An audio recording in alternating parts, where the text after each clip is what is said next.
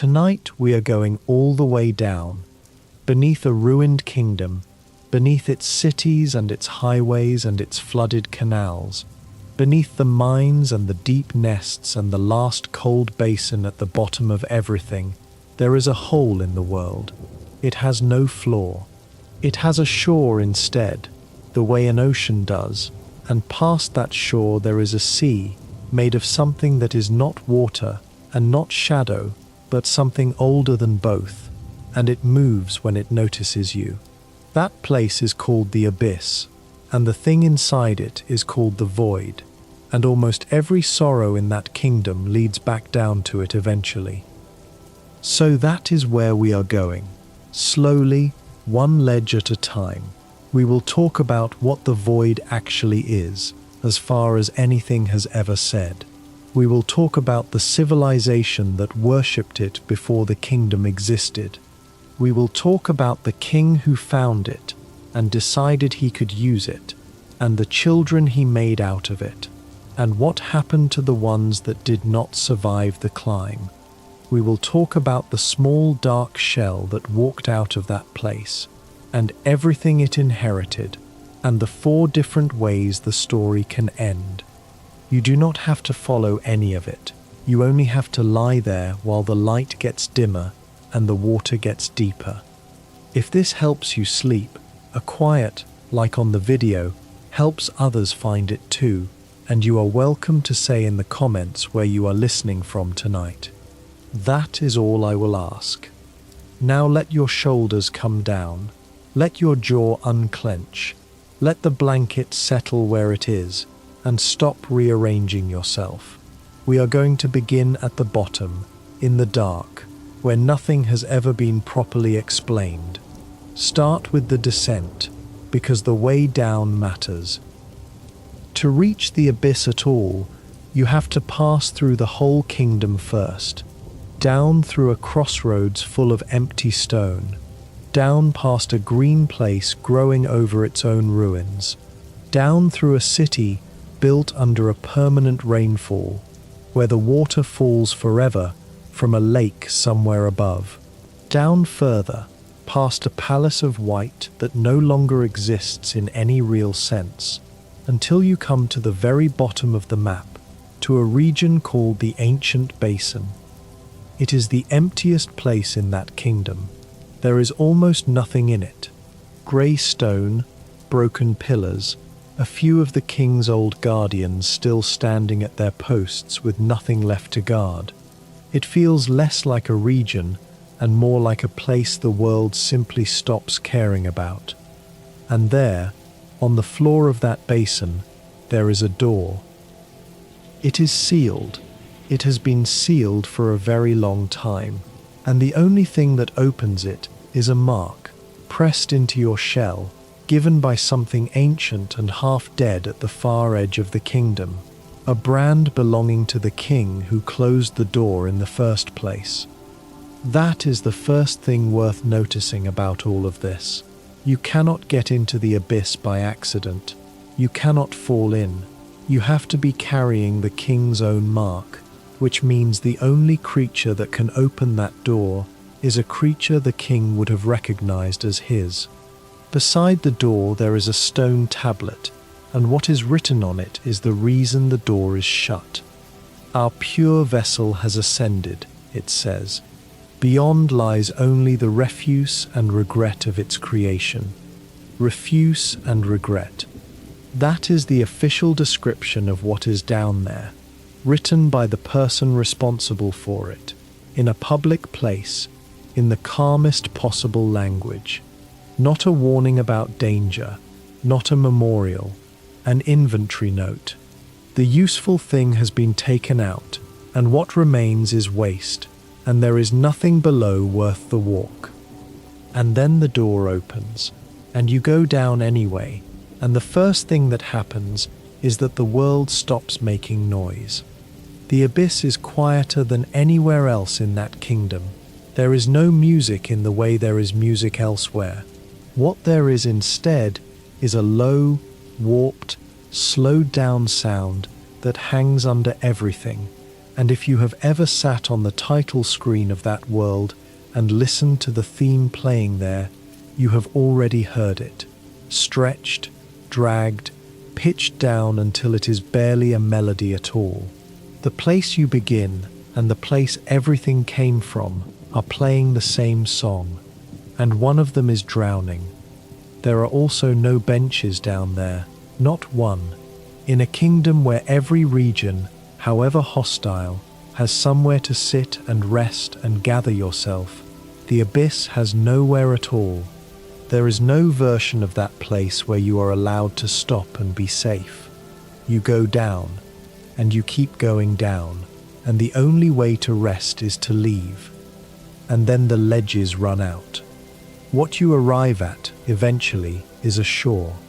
Black sand, black stone, and in front of you, an expanse that goes off into darkness and does not appear to have an end. It is described, when the world describes it at all, as liquid nothing, not water, not oil, not shadow, something that behaves like a sea and is made of absence. That is the void. Nobody in that kingdom ever explains it properly, and that is deliberate, so let me tell you exactly what is known, and let the rest stay dark. The void is not evil. It is not a demon or a curse or a poison. It is a substance, and the plainest words ever used for it are pure darkness, a liquid nothing lying at the base of the world. It behaves in a few consistent ways, and those behaviors are the closest thing to a definition anybody has. It moves towards soul. When it senses that particular light, the light that every living thing in that kingdom carries and spends and gathers again, it goes for it, hungrily, without deciding to. It claims things. Almost nothing that goes into it comes back out. There is a line about this, somewhere in that world, that stays with people. No shell survives submersion in that void. And it has two states, which turn out to be the entire story. Scattered, it is dangerous and stupid. It lashes at whatever comes near, in fragments, without aim. Unified, gathered under a single will, it becomes something else entirely, and the word the world uses for what it becomes is potential. That distinction is written down, once, on a tablet in a workshop belonging to a king who spent his life thinking about it. The wording is strange and clipped, like notes a person makes for himself and never intends anybody else to read. Void, it says, yours is the power opposed, but yours is potential, eternity potential, force that could deny time, void, harness shall be placed upon you. Sit with that for a moment, because it is the thesis of everything that follows. A king looked into a bottomless sea of darkness, and what he saw was not a horror, he saw a resource. Something opposed to the thing that was killing his kingdom, and something that does not end, and therefore something that could be put in a harness and made to pull. Every terrible thing in that world comes out of that one sentence at the end. Harness shall be placed upon you. There is one more thing the void reliably does, and it is the reason for so much of the architecture down there. It recoils from light, not from brightness in a general way, from a particular kind of pale glow. There is a pale flower in that world whose light wards it off.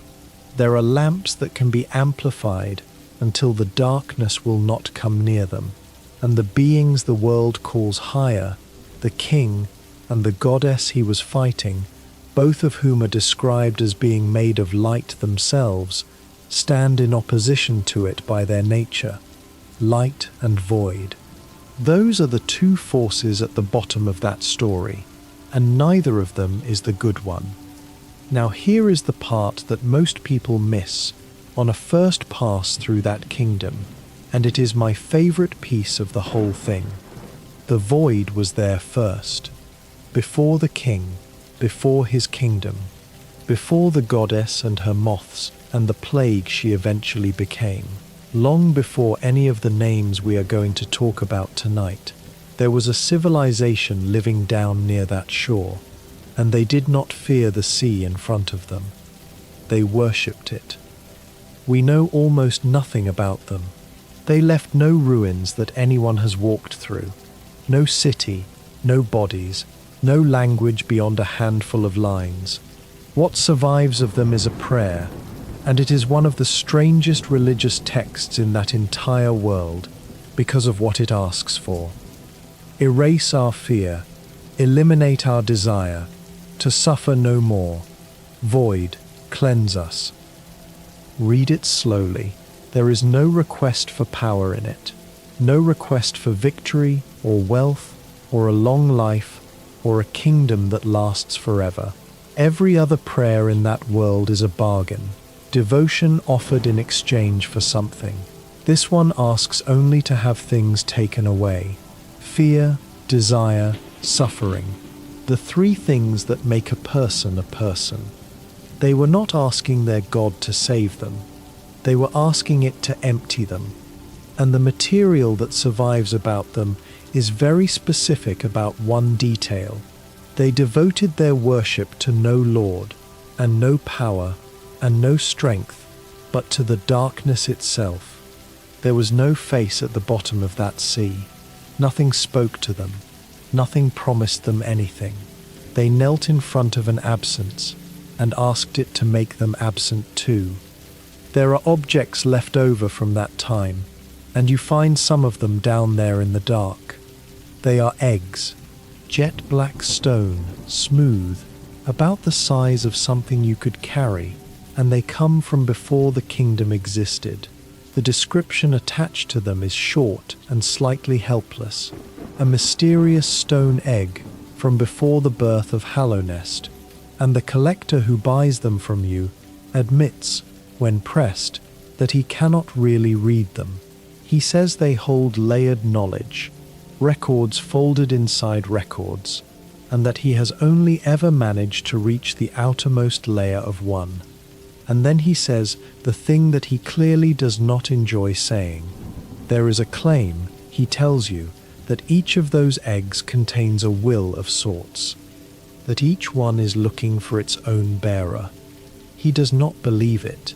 He is a scholar, and it is not a scholarly idea, but he repeats it anyway, because it has been repeated to him, and because he is holding a black stone egg from a civilization that prayed to be emptied, and he cannot quite explain it away. You find those eggs in the abyss, below a sealed chamber, beside a fountain of darkness, and one, right at the very bottom, in a room that only opens for someone carrying the mark of a union between gods. That is what was down there before anybody arrived.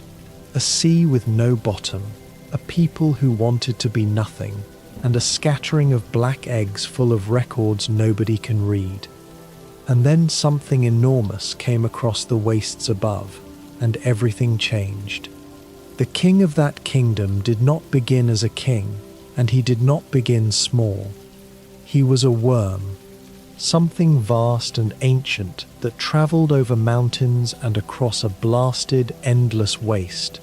And at some point in that journey he stopped. There is a place at the edge of the world where you can still walk through what he left behind. An enormous ribbed shell, cast off and hollow, big enough to be mistaken for a canyon. Inside it there is a pale egg. That is what happened. The great thing arrived, shed itself, and something much smaller came out. Small enough to stand among ordinary bugs and be looked at directly. And then he did the thing that made him a god. He expanded their minds. The creatures living in that place had been running on instinct, and he reached into them and gave them thought and language and the ability to want things. He gave them selves, and in exchange he asked for devotion and offered them a kingdom that would last forever. They gave it to him gladly. They built him a white palace and worshipped him inside it. They carved his words into stone in every district. They believed, most of them, that he had made the world. There is a tablet in his palace that shows how thoroughly he understood what he was doing. No blazing kin, it says. Only one light shall shine against the dark. The worm becomes beacon, minds expanded, to yield, to devote. One light, not two, because there was already a light there. Before he arrived, the creatures of that land had a god of their own. She was a moth, or she was the thing moths came out of. She is described as a higher being of light, and the tribe that lived beneath her had been shaped by that light and had known nothing else. She was their dreams and their memory and their whole idea of the sky. And when the new god came and opened their minds, they left her. Not violently. They simply stopped. They forgot her the way you forget a room you no longer go into. The material describing her afterwards uses 4 words that are somehow crueler than anything else in that world. The light, forgotten. She did not die. That is the trouble with a being like that. She had no body to kill and no kingdom to burn. She existed in the place where minds go when they sleep. So she stayed there, forgotten, in the dreams of a population that had been given the ability to think and had used it to think about somebody else. And slowly, she began to come back through. It started as dreams, small ones, then stranger ones. Bugs waking up with something in their heads that did not belong to them. And what she offered, when she offered anything, was a kind of unity, the end of thinking, the end of being separate. Everybody returned to a single warm light with nothing left to decide. There is a line about what that unity actually costs. Union it may offer, but also a mind bereft of thought. To instinct alone a bug is reduced. She was offering to take back the gift the king had given, and when they resisted her, when the kingdom refused to remember and refused to return, the resistance itself curdled. That is the reading the world supports most strongly, that the plague which eventually spread through every district, the orange light bleeding out of eyes and mouths, the growths hanging from ceilings, the bodies still walking with something bright inside them, was not an attack. It was what happens when a god who cannot be killed is pressed back into a place she will not leave. The infection went everywhere. It got into the miners and the guards and the priests. It got into the great knights. It got into the city. Whole districts had to be closed. And the king, who could see the future well enough that other tribes had bent the knee simply because he told them what was coming, could see exactly where this ended. He could not kill her. Nobody can kill an idea that lives in sleep. So he needed somewhere to put her. That is the problem, stated cleanly. And everything that happens for the rest of this long story is one man's answer to it. He needed a container, something that could hold a god of light indefinitely, without ever failing, without ever weakening, without ever letting her out.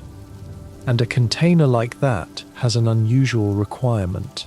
It cannot want anything, because she works through minds. She reaches into thoughts and dreams and desires, and anything with a mind is a door she can open. A jar that wants to be free will eventually be talked into opening itself.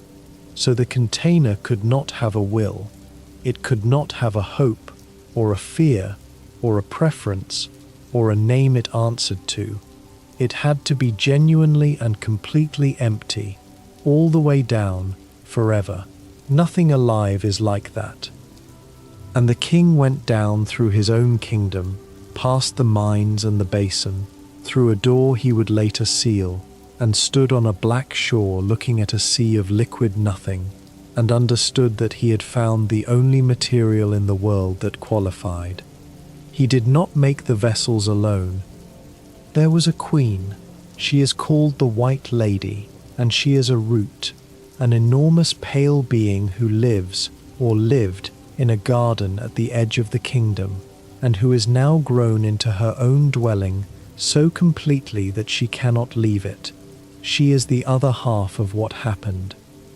The word the world uses for what they were is a union between higher beings, and it appears on a charm made of two halves. One half she still carries. The other half is on the body of the king, in a palace that no longer exists anywhere except in dreams. And when you strike that body, it falls away from him, and the two pieces come together in your hands. Holy charm symbolizing a union between higher beings, the description reads. The bearer will slowly absorb the limitless soul contained within. Limitless, that is the word attached to what those two made together. And it is worth holding on to, because the same union produced something else, and that thing was designed to be the opposite of limitless, designed to be empty. The plan is stated in 4 lines, and they are the most quoted lines in that entire world, and they are said in a vision at the very bottom of the abyss. No mind to think, no will to break, no voice to cry suffering. Born of God and void. That is the specification, not a description of a creature, a list of properties, the way you would write requirements for a component. And the last line tells you exactly how it was going to be built. God on one side, providing the shell and the shape and the pale endurance. Void on the other, providing the nothing that fills it. The king had light, the queen had life, and the sea at the bottom of the world had emptiness, in quantities nobody could measure. So they made children out of all 3. The way it is described, when the world describes it at all, is that the vessels were born in the abyss, not carried there, born there, in that place, so that the darkness could get into them at the moment of making. Small pale shells, roughly the same shape, each with 2 horns and a mask-like face and no expression at all, each one filled with void. The queen refers to them as her spawn. The king, in one of his notes, calls what they carry the soul of worm and the soul of root, which is as close as either of them ever comes to calling them anything else. And then there is the part that nobody involved ever says out loud, and that the entire rest of the story is built on. There were a great many of them. Not one, not a careful pair. Enough that the shells of the ones who failed cover the floor of a bottomless chasm in drifts you can walk across. Because the requirement was purity, and purity could not be manufactured reliably.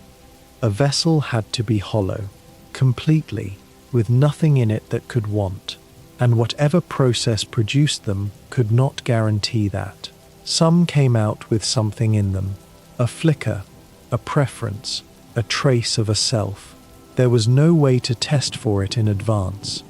The only way to know whether a vessel was pure was to see whether it could climb. That is what the abyss was for. It was not a laboratory in any tidy sense. It was a pit with a mouth at the top of it, and the vessels were made at the bottom, and the ones that mattered were the ones that came up. The rest stayed.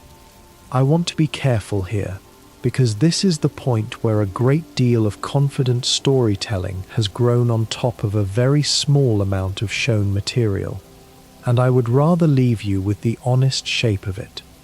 What the world shows plainly is this. Vessels were made in the abyss in large numbers. Only one was chosen. The others are dead, and their shells and masks are lying at the bottom of the chasm in enormous quantities. And afterwards the door was sealed, and a tablet was placed beside it, describing what remained as refuse and regret. What the world does not show plainly is the exact mechanism of how the failures died, whether they were culled, whether they were simply left, whether the climb itself killed them, whether the void took back what could not hold it. The story gives you the aftermath and lets you stand in it, and the aftermath is enough. You walk through it, you hear it under your feet. There is one more thing about the Queen that I think about often. She stopped.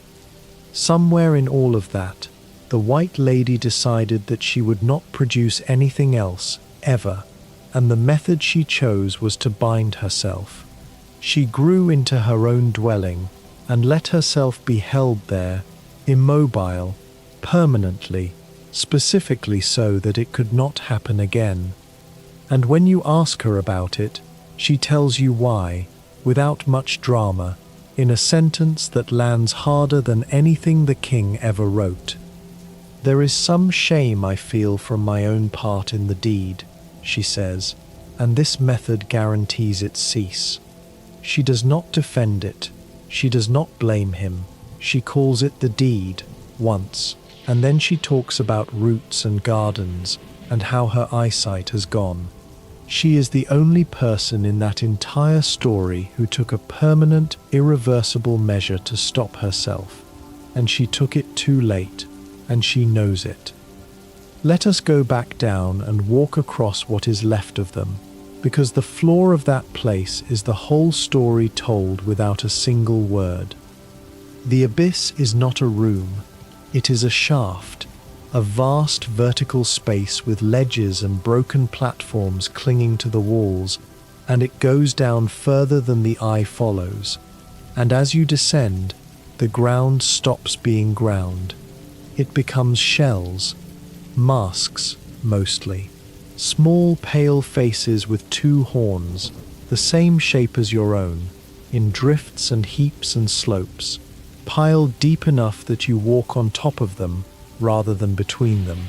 Some are whole, most are broken. They shift underfoot. In places, they are stacked so high against the walls that they have become the walls. They are your siblings, every single one. That is the thing that reorganizes the entire kingdom the first time you understand it. The small dark creature walking through those ruins with a nail and a cloak is not a chosen hero who happened to be there. It is one shell out of thousands, and the only reason it is upright is that it climbed out and the others did not. And some of them are still moving. There are things down there called siblings, and they are what remains when a vessel's shell breaks and the void inside it is left with nowhere to go. Small, dark, drifting shapes. They come toward you when you get close. They do not seem to be hunting so much as approaching, the way something approaches a light in a window. The record kept about them is 4 words long, and it is the shortest and saddest entry in that whole catalogue of monsters. Fragment of a lingering will. That is all. Not a beast, not a threat. A fragment of something that wanted to keep going, still there, in the dark, at the bottom of a hole its parents sealed. They cannot be read. There is a blade in that world that lets you hear the last surface thought of almost anything. The dying, the mad, the long dead, the statues, the corpses of gods. It works on nearly everything. It does not work on the siblings. There is nothing left in them to hear. And if you come back down later carrying the right thing, they change. They stop drifting toward you. They curl up when you approach. They die from a single touch, without resistance, and give you nothing at all. Above that floor there are other things. There are tendrils rising out of the pools and the sea, fragments of the darkness that take the shape of sharp, thrashing arms and lash at anything that comes into reach. They cannot be fought. There is nothing to cut. They are the void's reflex, scattered and blind, doing the only thing scattered void does. There are small dark creepers moving along the walls, minor things, barely present. And there is a lighthouse. That is the detail that always stops people. Standing on the black shore, facing that endless sea of nothing, there is a tall stone lighthouse with a lamp at the top of it. Somebody built it. Somebody carried the stone down there and raised it and installed a light and pointed it out across an ocean that no ship has ever crossed. You can light it. The lamp comes on and a pale glow spreads out across the surface and the thrashing stops. The tendrils sink. The sea goes flat and quiet and lets you walk on out across it toward the eastern side. That is the whole function of light in this world in one image. It does not destroy the darkness. It calms it. It makes a path. Nobody has ever said who built that lighthouse or when. It was originally going to have something else attached to it. There are sketches from the making of that world of a creature that would have been fought at its base, and it never happened. The lighthouse stands there alone instead, doing its one job, in a place where nothing needs to be guided anywhere. On the far side of that dark sea, the story of the failures continues in a way that is somehow more upsetting than the shells. There are rooms over there, chambers cut into the eastern wall, with equipment in them, and diagrams on the stone. They are the kings. That is where the observation happened, where the process was studied and adjusted and recorded.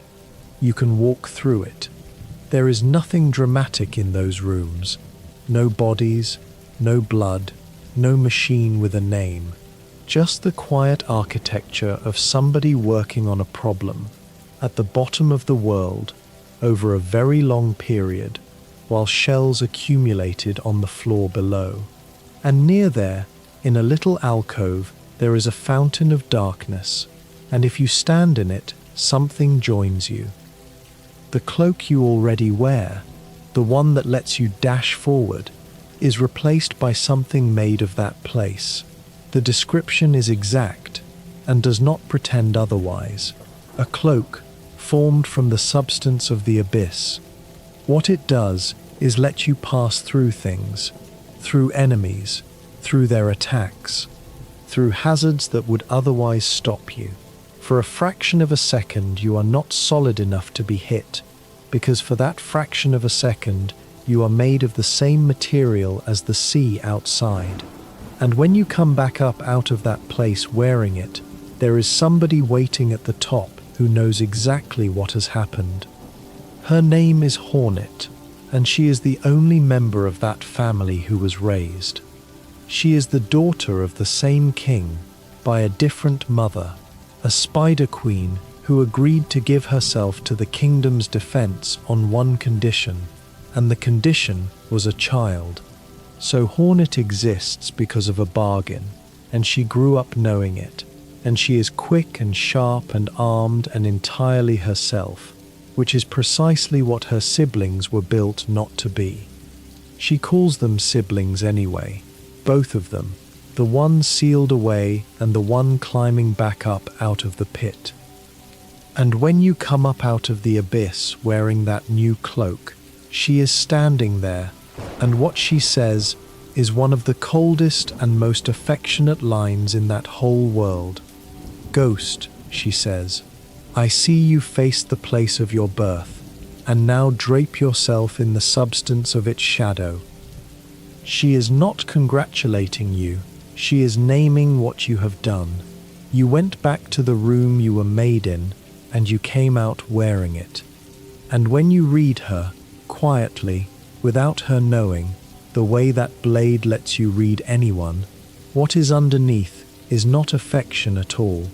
It is calculation and something close to hope. It faced the void, she thinks, and ascends unscathed. Could it unite such vast darkness? That is the question the whole story is asking, and she is the first person to ask it out loud. But we are ahead of ourselves. Let us go back up the shaft one more time, 30 years or 1,000 years earlier, and watch the thing this was all for. One vessel climbed and was found acceptable. It grew larger than the others. It was taken out of that place and raised and trained and dressed and given a nail and armor. The record kept on it is 6 words long and reads like an equipment label, which is exactly what it was meant to be. Chosen vessel, raised and trained to prime form. The king put everything into it. It was the answer. It was the container that would hold a god of light forever and never open, because there was nothing inside it capable of wanting to open. And then the door of the abyss was sealed behind it, and the tablet was carved. Our pure vessel has ascended, it reads, and beyond that point there is nothing left but what the making of it discarded. The ritual that followed was enormous. 3 of the kingdom's own were laid down as dreamers, a spider queen, a scholar, and a priest, each of them going into a permanent sleep to hold a seal in place. A temple was built. The vessel walked into it.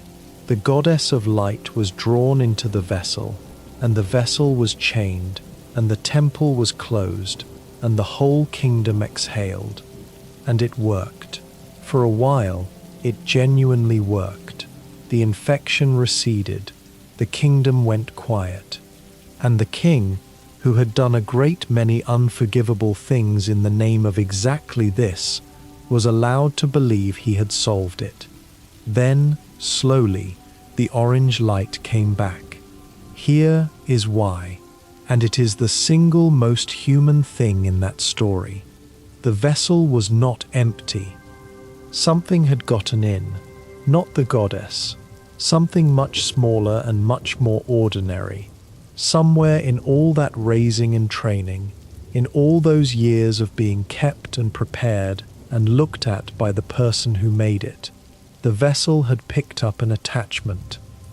The reading the world supports, and it is a reading rather than a stated fact, is that what compromised the container was the king himself. The idea of him, the wish to be what he wanted. That the thing which ruined the perfect empty vessel was the fact that somebody had raised it, and it had noticed. Whatever it was enough. A crack, a hairline of self inside a thing that was supposed to have none. And a god who works through minds only needs a mind to work with. So she got in through the crack, and the seal began to fail, and the infection began to bleed back out into the kingdom through the one thing built to stop it. And the vessel knew. That is the detail that makes the eventual confrontation so hard to watch.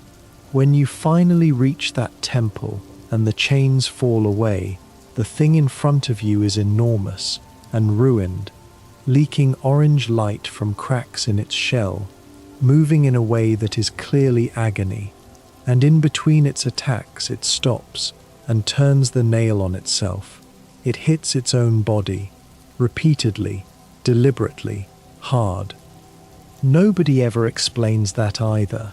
The most common reading is that it is still trying, that somewhere inside all that damage there is something that understands what is happening and is attempting, in the only way left, to stop it. Which would mean the vessel failed for exactly one reason. It was not empty enough to be a jar, and it was just full enough to try. There is a version of that same creature that exists before all of this, fought elsewhere, in a place made of dreams, clean, undamaged, silver, moving at a speed the broken one cannot manage. That version was never given anything to say, but in the making of that world there was a line written for it that was cut before release, and the people who made it have confirmed it never went in. Do not think, do not speak, do not hope, do not. That is what was going through the perfect vessel's head. Not a thought, an instruction, repeated to stop having them. So now we can talk about the one that got away.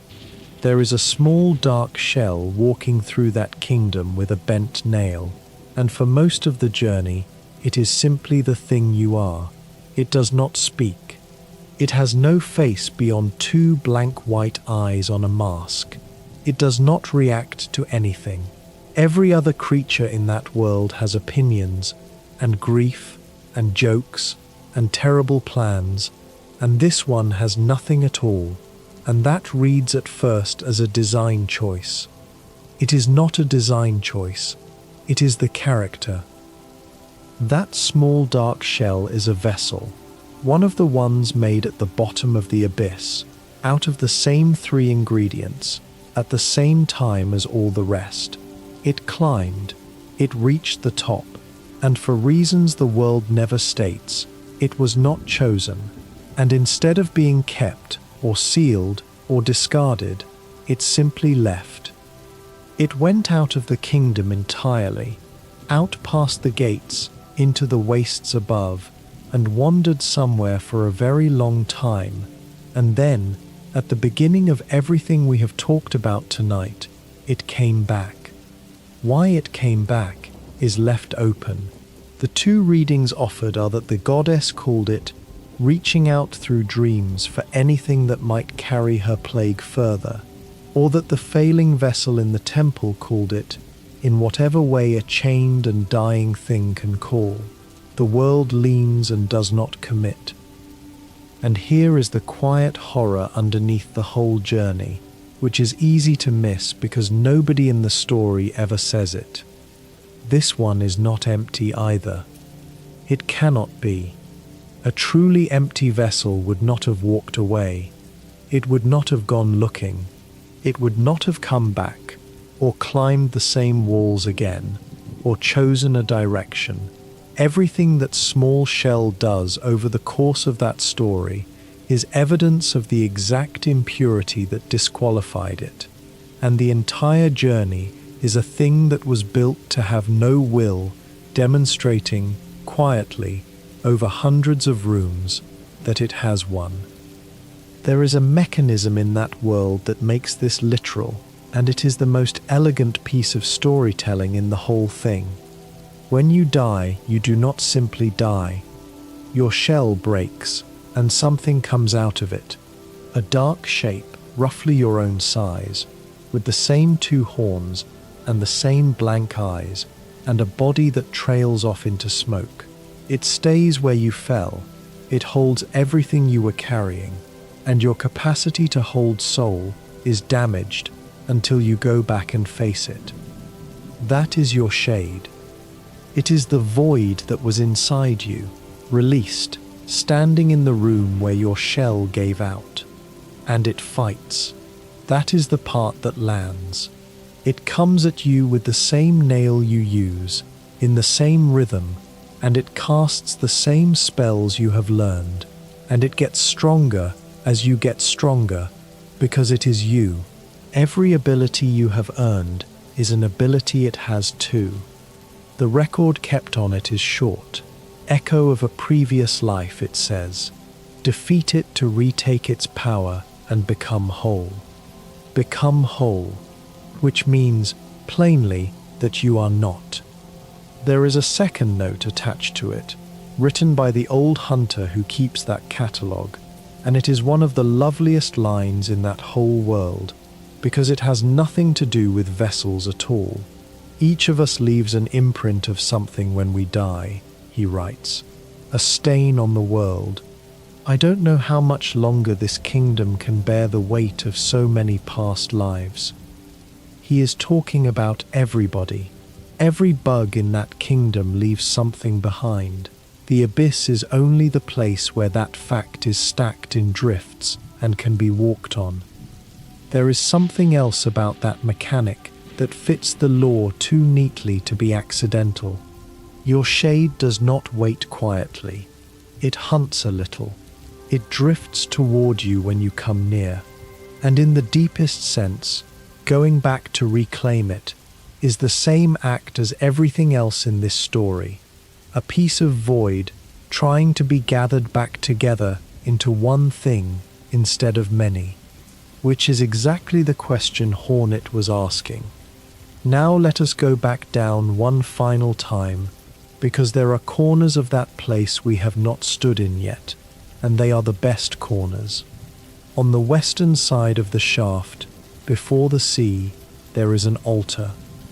It is small and unremarkable at first, a raised platform of dark stone, and around it, set into the walls and the ground, there are faces, screaming ones, open mouths, carved or grown or somehow simply there, arranged around the platform as though they had gathered to watch.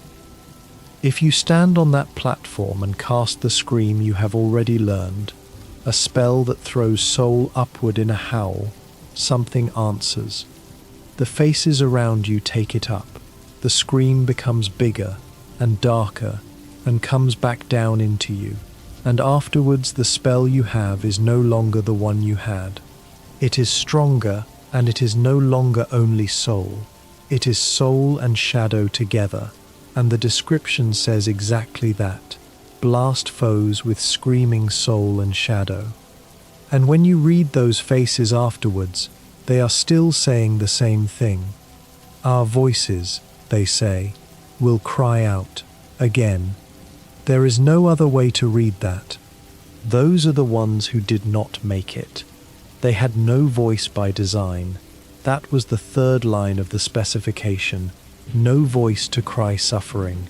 And this is the one place in the entire world where that particular clause fails. A room full of mouths that were never supposed to open, screaming through a sibling who came back down.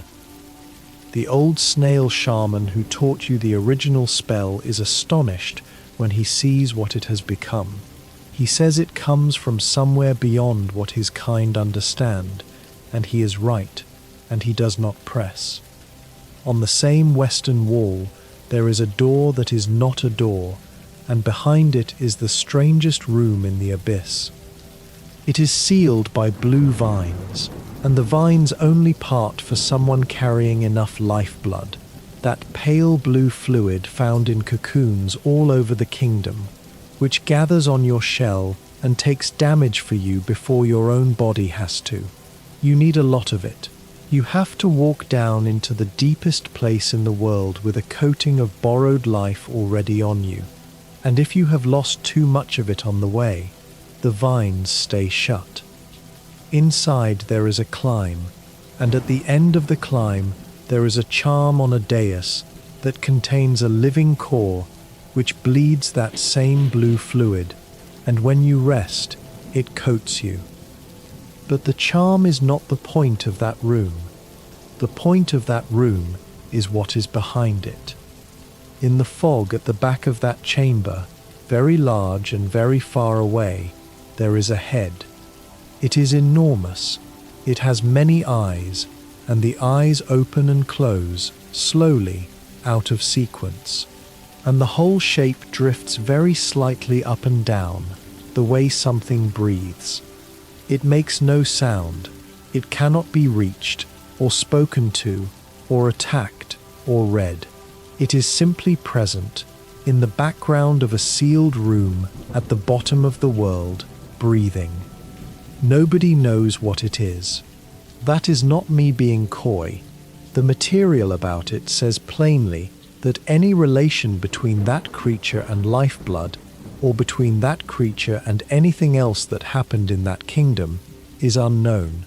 It appears in exactly two places in the entire world, in that chamber, and much later, behind a blue door in a realm made of dreams.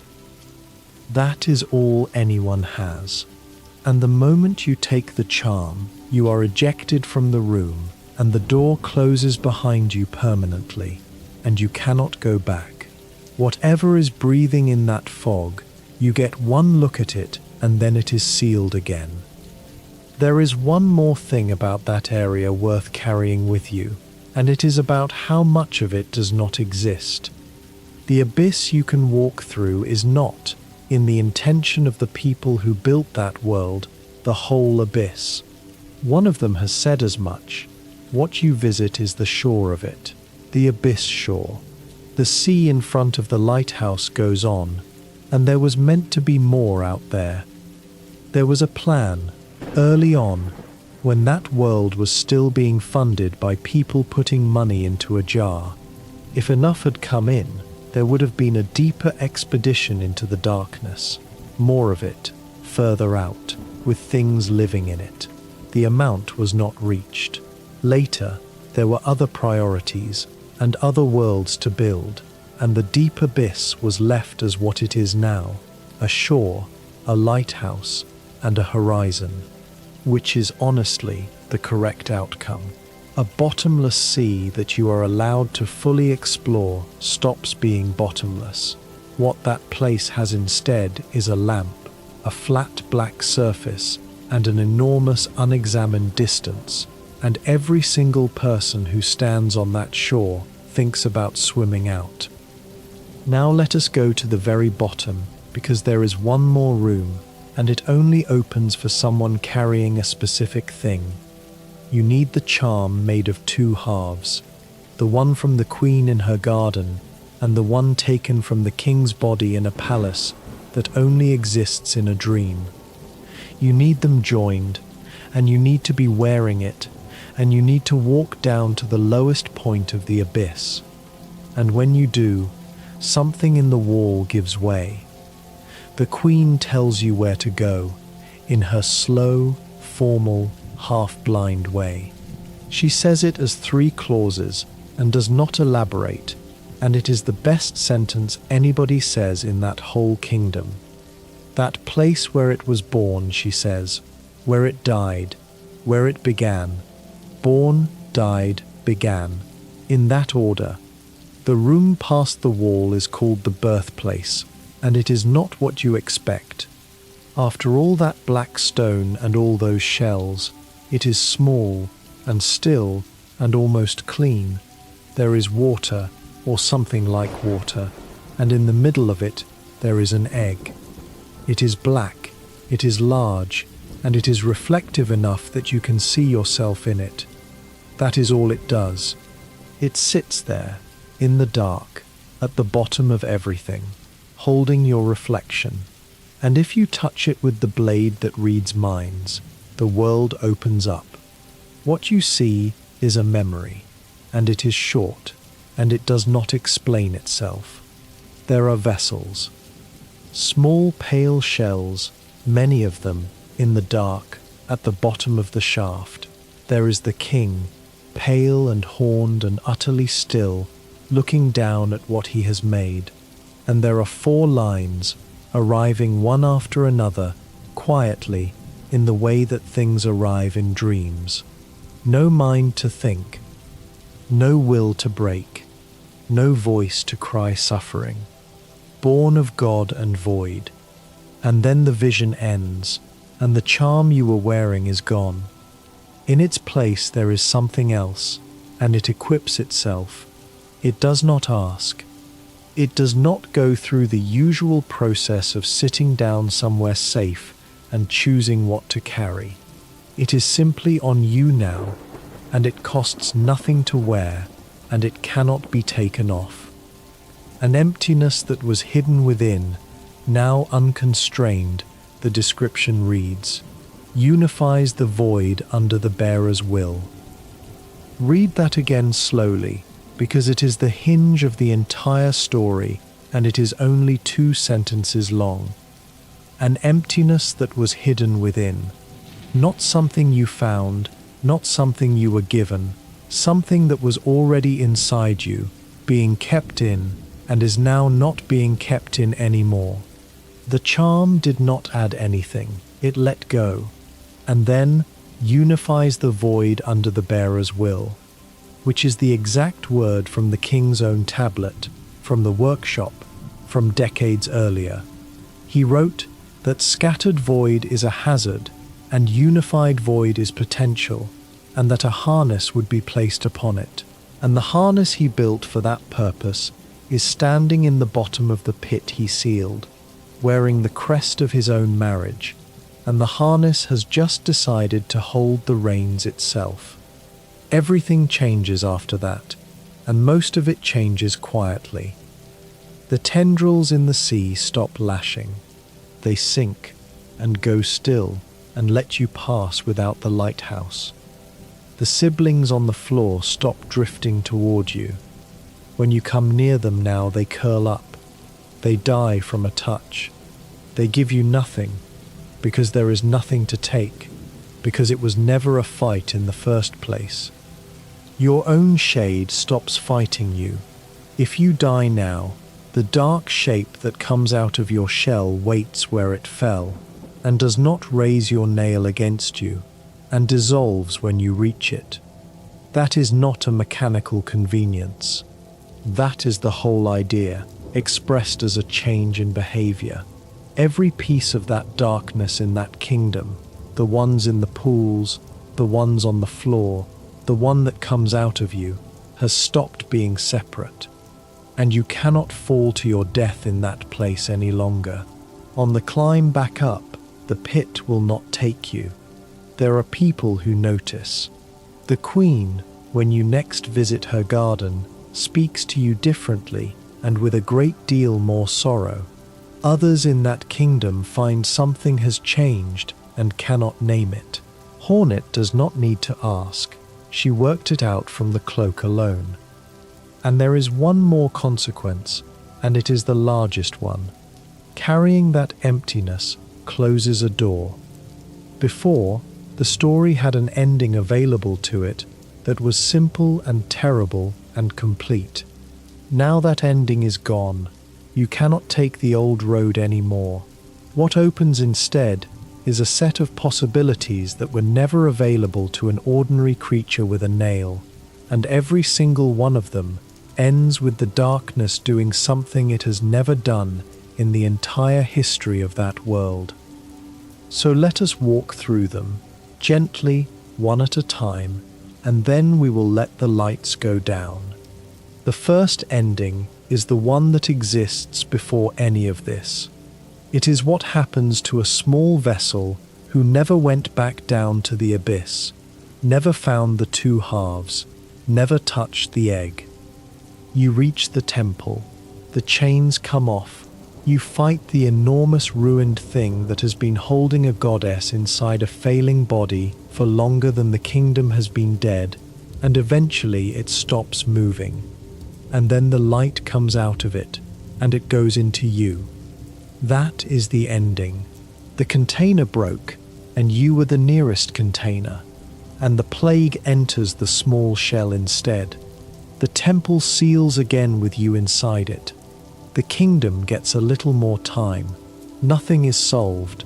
The exact same failure will happen again eventually, to you, in the dark, with nobody left to fight it. It is the ending the king designed for. It is a repair, not a cure. And the fact that it works at all tells you everything about what he thought vessels were for. The second ending happens when somebody else refuses to let it play out that way. If you go into that temple carrying the emptiness, Hornet comes. She arrives in the middle of the fight without warning and throws herself onto the enormous broken thing and binds it in thread and holds it. She is a fraction of its size. She holds it anyway.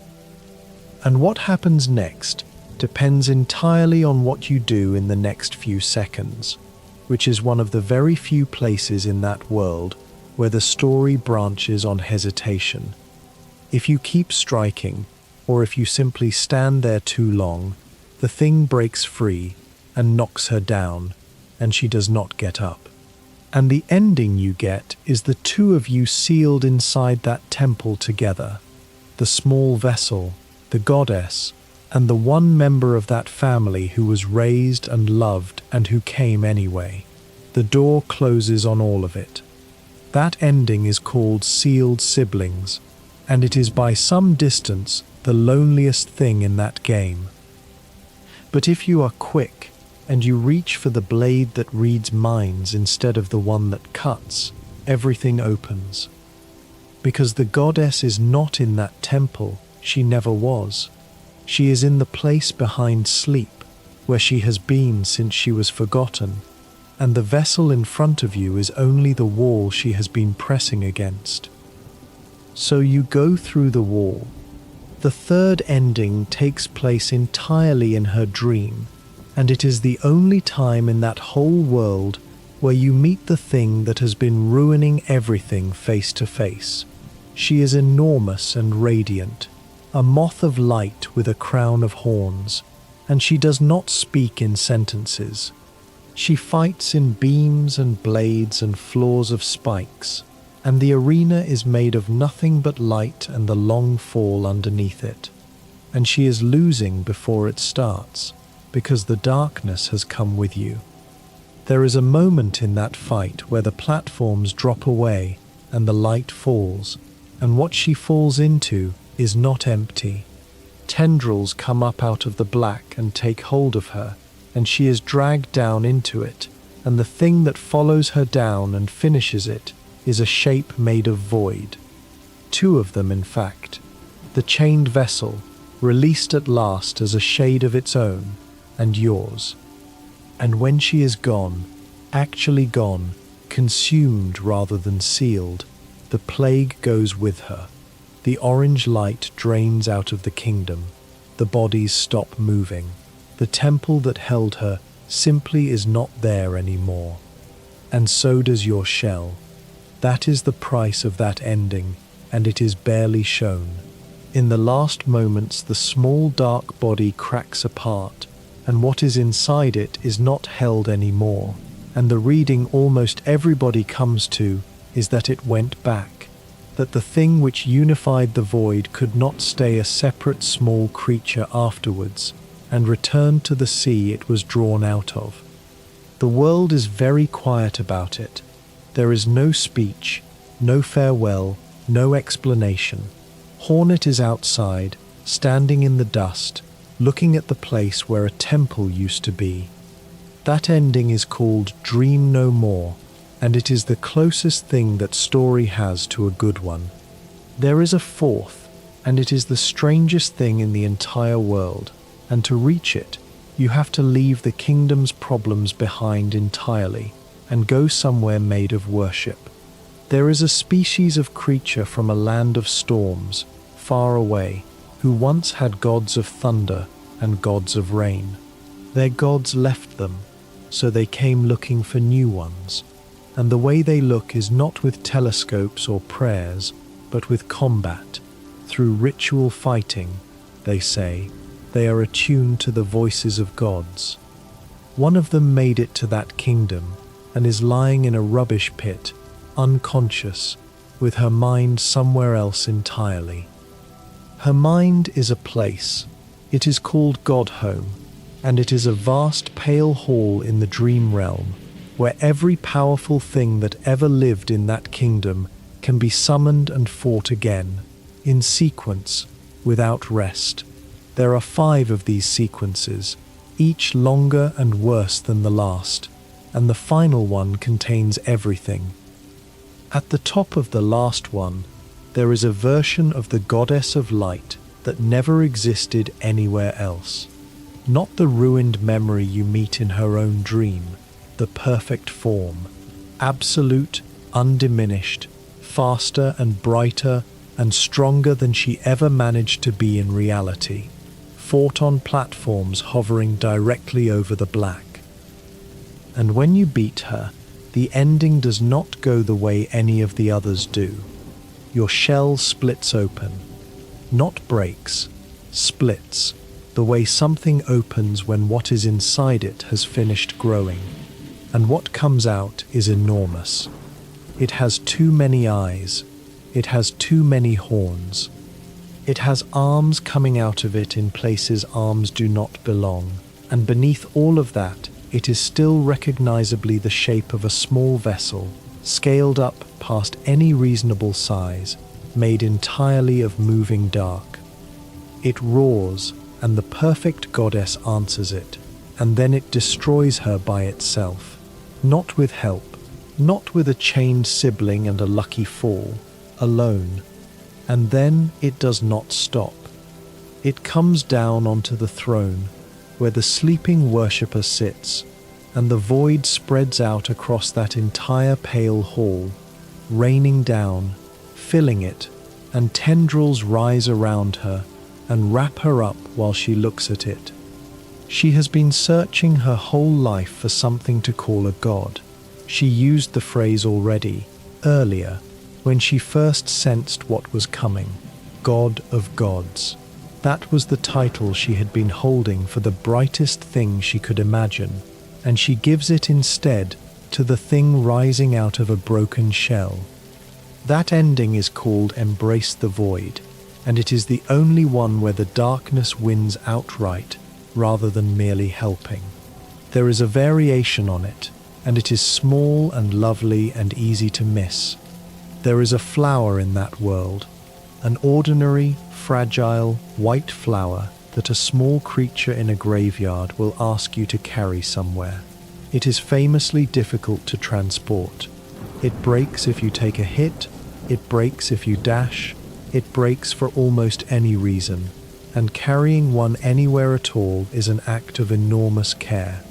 If you have carried one all the way to that sleeping worshipper before all this begins, everything plays out identically. The shell splits, the goddess falls, the darkness comes down over the hall and reaches for her. And the flower answers. A pale light comes off it and pushes the tendrils back, and the two of them, the light and the woman, simply are not there anymore. Where they went is not stated. Nothing is explained. A small white flower carried carefully across a dead kingdom by something with no voice turns out to be the only thing in that entire story capable of turning the void away. The names given to those two enormous forms are worth mentioning because they are precise and because the world itself never says them aloud. The one in the goddess's dream, the one that finishes her with a sibling's help, is described as the void-given form. The one that splits out of the shell at the top of the last pantheon is described as the void-given focus, form and focus, shaped and then aimed.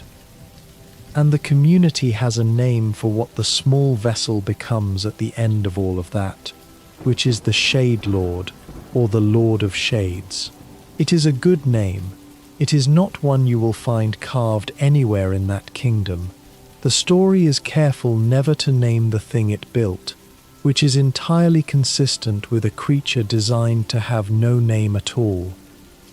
Now, having walked all the way down and all the way back up, I want to sit with what any of it means, and to be honest with you about the size of what is not answered, because a great deal is not.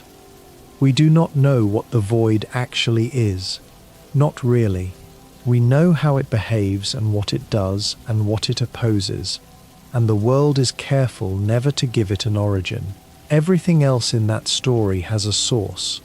The light has a goddess. The kingdom has a king. The plague has a cause. The void simply is, and was there before any of them, and is presumably still there afterwards. We do not know what the breathing thing in the sealed chamber is, or why it also appears in a hall made out of a stranger's mind. We do not know who built the lighthouse. We do not know what is written inside the black eggs, and neither does the only scholar who ever tried. We do not know what happened to the people who prayed to be emptied, though standing on a floor made of shells while thinking about it does tend to suggest an answer. We do not know how many vessels there were. It is not a number anybody has given. We do not know how the failures died, and we do not know whether the small dark shell walking through that kingdom ever wanted anything. or whether everything it did was the shape of a current moving through an object. The story is genuinely balanced on that question and refuses to fall off it. There is no line of dialogue, no thought to read, no expression on that mask. There is only behavior. It climbed, it left, it came back, it went down again. And at the end, in one of those endings, it reached out its arms and stopped a god. Draw your own conclusions. The world will not stop you, and it will not confirm you. There is a detail about how that small dark creature grows stronger that I have never been able to stop thinking about, and it is hiding in plain sight for the whole journey. Look at what it is actually made of. A vessel is a shell. On the front of it there is a mask, a pale, smooth, expressionless face with two horns curving up from it, and two blank eye shapes that do not move. Behind that mask there is nothing structural at all, in the ordinary sense. There is void held in. That is the design, and it is repeated identically thousands of times on the floor of the abyss. Same mask, same horns, same blankness. They are not individuals with a family resemblance. They are copies of a single specification, produced in bulk, in the dark, until one of them came out right. Now consider how you become more durable over the course of that story. You find shards, small broken pieces of pale material scattered through the kingdom, buried in walls, sold by traders, buried in graves, hidden behind waterfalls. Gather 4 of them, and they fuse into one more mask. And one more mask means you can take one more hit before your shell gives out. Your health is measured in masks, and your capacity for soul, the light you gather and spend, is increased the same way. You find fragments. 3 of them combine into one more vessel, and each vessel holds more of that light inside you. Your magic is measured in vessels.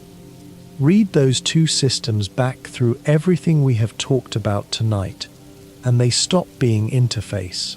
The little row of white circles at the top of the screen is a row of masks, the same kind of mask lying in drifts at the bottom of the world.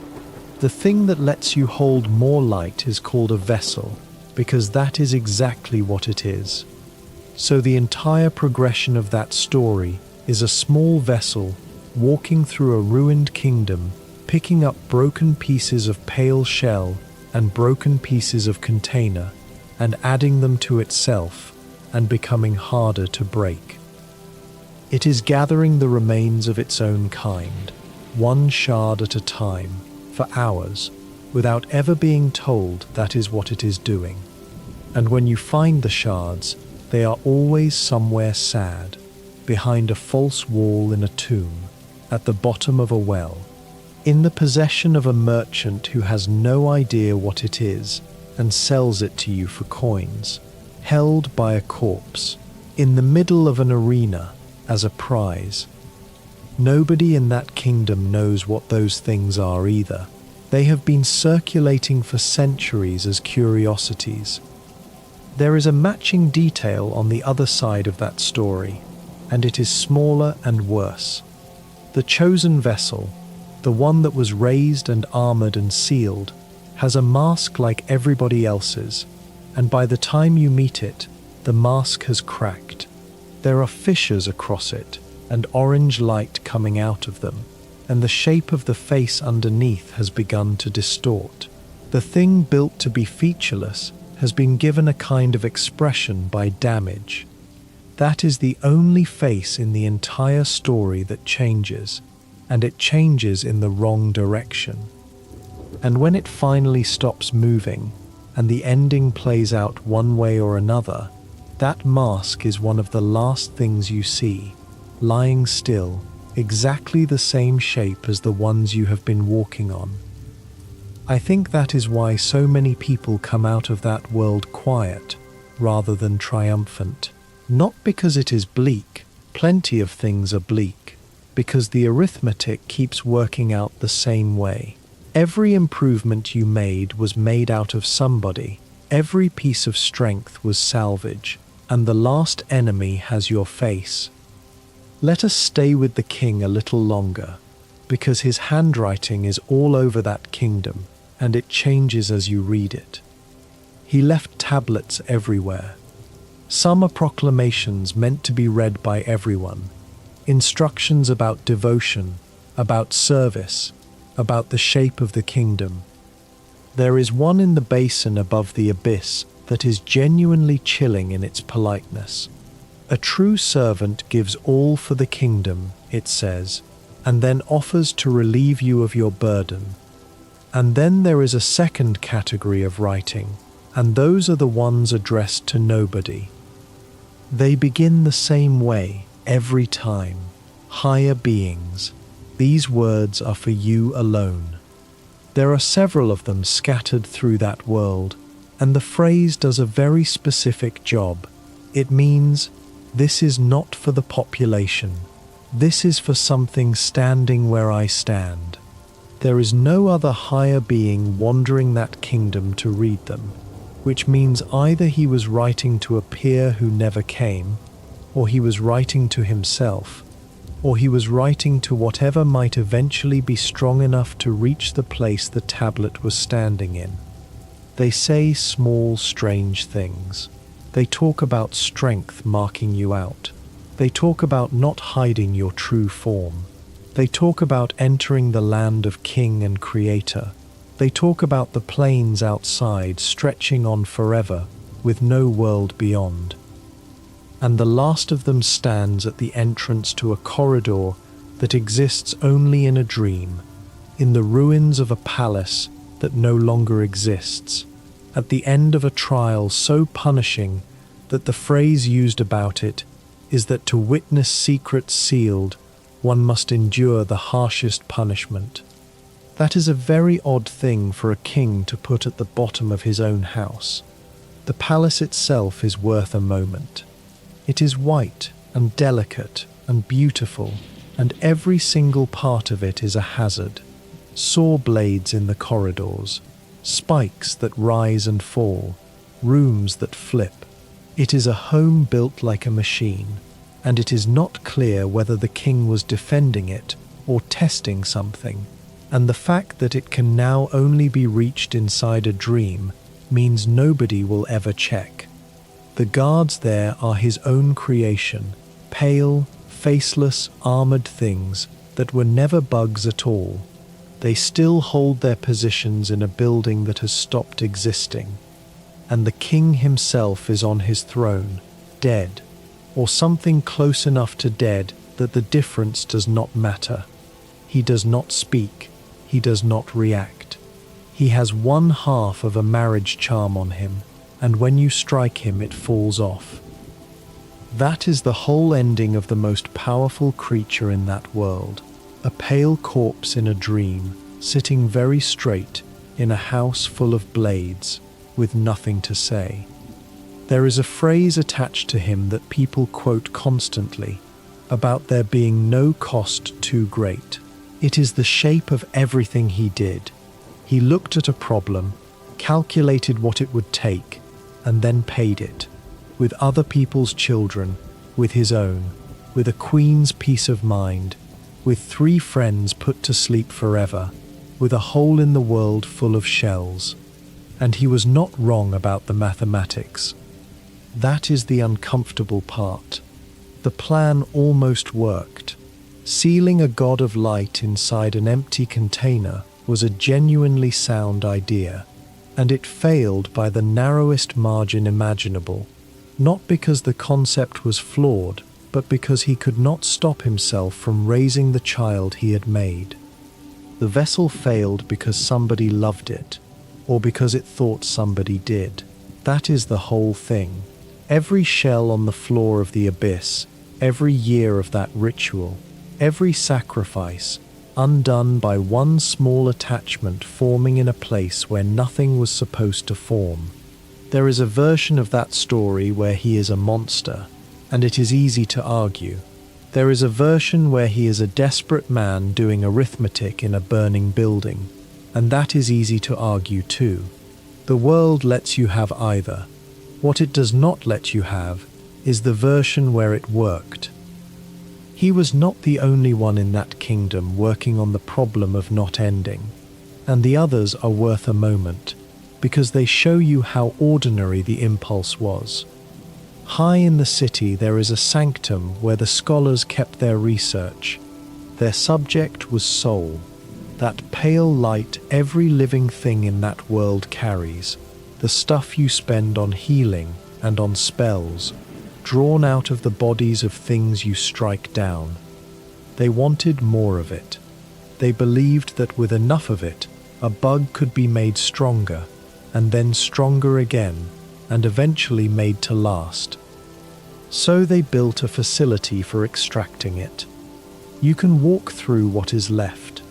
There are vessels and tubes and chambers, and there are bodies, and the notes that survive are the notes of people who started with a hypothesis and ended somewhere much worse. They were draining their own citizens. The master of that place ended up bloated and drifting, half mad, calling himself something grander than he was, sitting on top of a machine full of other people's light. And it is the same project as the king's, exactly the same.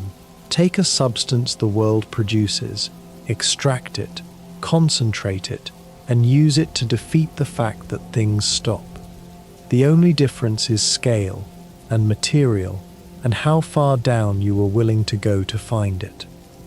There is a third version of the same idea in the deep waterways, where a small cult gathers around pale blue lifeblood and talks about it in reverent, half-nonsensical terms, and a fourth, out at the edges, where a troupe of red-lit performers arrives at dying kingdoms and takes something away with them as fuel. Everybody in that world is trying to convert something into permanence. The king was simply the only one with access to an infinite supply. There is also somebody down there keeping records, and I want to give him his moment because his voice is the closest thing that world has to a companion. There is an old hunter living in the green tunnels, enormous and scarred and perfectly calm, who has spent his life fighting everything in that kingdom and writing it down. He gives you his journal and asks you to fill it. Every creature you defeat enough times gets an entry, and beneath each entry he adds a note of his own, in his own voice. And those notes are where a great deal of the world's philosophy actually lives. He is not sentimental. He talks about the joy of a good fight. He is quietly disgusted by anything that hides. And then you bring him something from the bottom of the world and his tone changes. His note about shades is the one I keep coming back to, the one about every creature leaving a stain on the world behind it when it goes, and about how much weight a kingdom can carry before all those past lives become too heavy for it. He is not talking about the abyss. He almost certainly has no idea the abyss exists. He is talking about the general condition of a place where too much has died, and he has, without meaning to, described the exact geology of the pit under his feet. All those past lives pressing down on one kingdom, that is not a figure of speech down there, that is the floor. And there is one more group in that story that never gets talked about, and they are the king's other children in a sense. The guards of his palace were not bugs. They were made, pale, faceless, heavy things in armor, built rather than born, with nothing inside them but whatever a king puts into a construct. They stand in a house that no longer exists, in a dream, still holding their positions in corridors full of blades. He built servants out of pale material, and they came out empty and obedient and useless for the one job that mattered. And then he went down to the bottom of the world and tried the same thing with a different substance, and the substance turned out to be alive in a way he had not accounted for, and the children he made out of it climbed. There are small details all through that kingdom that only make sense once you know what is at the bottom of it, and this is a good hour for them. Consider the statues. There are dark shapes down in the abyss that hold still, molds and figures that have taken a form and kept it. If you read them, they barely manage words. One of them offers a single one, serve. Another manages 3, spaced out, with long gaps between them, like something trying to finish a sentence it has forgotten the end of. Void, power, without unity. That is the entire thesis of the story, spoken by a lump of darkness that cannot quite hold a thought together. It knows what it has. It knows what it lacks. It has been sitting at the bottom of the world knowing both of those things for a very long time. Consider the map. There is a cartographer in that world, a cheerful bug with a pen who goes everywhere. He maps the mines. He maps the deep nest full of things that eat him. He maps the flooded canals and the crystal peak and the poisoned gardens. He sits in every terrible place in that kingdom humming to himself. He does not go into the abyss. There is no map of it, and no map to buy. It is one of the very few places in that world that never appears on the chart at all, alongside a fighting pit and a palace that only exists in a dream, and it is the only one of those that is simply a hole in the ground. The reason is not danger. He sits happily in far worse places. It is that the kingdom does not extend down there. It was closed and struck off and left out of the record, and there is nowhere to sit. That is worth repeating, because it is the only region in that entire world with no bench in it anywhere. No place to stop, no place to rest, no place to save what you have done. You go down, and either you come back up or you do not. Consider the sound your shade makes. When you die and something comes out of your shell and stays behind, it does not roar or howl. It plays a music box, a small, wrong, off-key little tune that carries further than it should and drowns out whatever else is happening in the room. You hear it before you see it. You walk back toward it through corridors, following a broken lullaby to fight a copy of yourself. Consider what happens to the darkness at the bottom once you carry the emptiness. You cannot fall to your death down there anymore. The pit that killed uncountable siblings simply will not take you. It is not stated as a mercy. It is not stated at all. It just stops being able to. Consider the temple. The place where the chosen vessel was sealed is called the Black Egg. Not a vault, not a tomb, not a keep, an egg, which is a strange word for a prison, unless you think of what is inside it as still developing, or unless the person naming it thought of the whole procedure as a birth of some kind. The vessels came out of a black egg at the bottom of the abyss, and the best of them was put back into another one at the top of the kingdom, and both of them were sealed. Consider the eyes. The small vessel walking through that world has 2 blank white points on a black mask, and they never change, no matter what is happening, no matter what is said to it, or done to it, or asked of it. There is exactly one moment in the entire story where its face is not that face, and it comes at the end of the strangest ending, when the shell opens and there are suddenly far too many eyes looking out of the dark.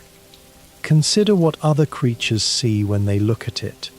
Almost nobody in that kingdom recognizes what the small vessel is. They see a very short knight with a nail and assume it is a wanderer, or a treasure hunter, or a fool.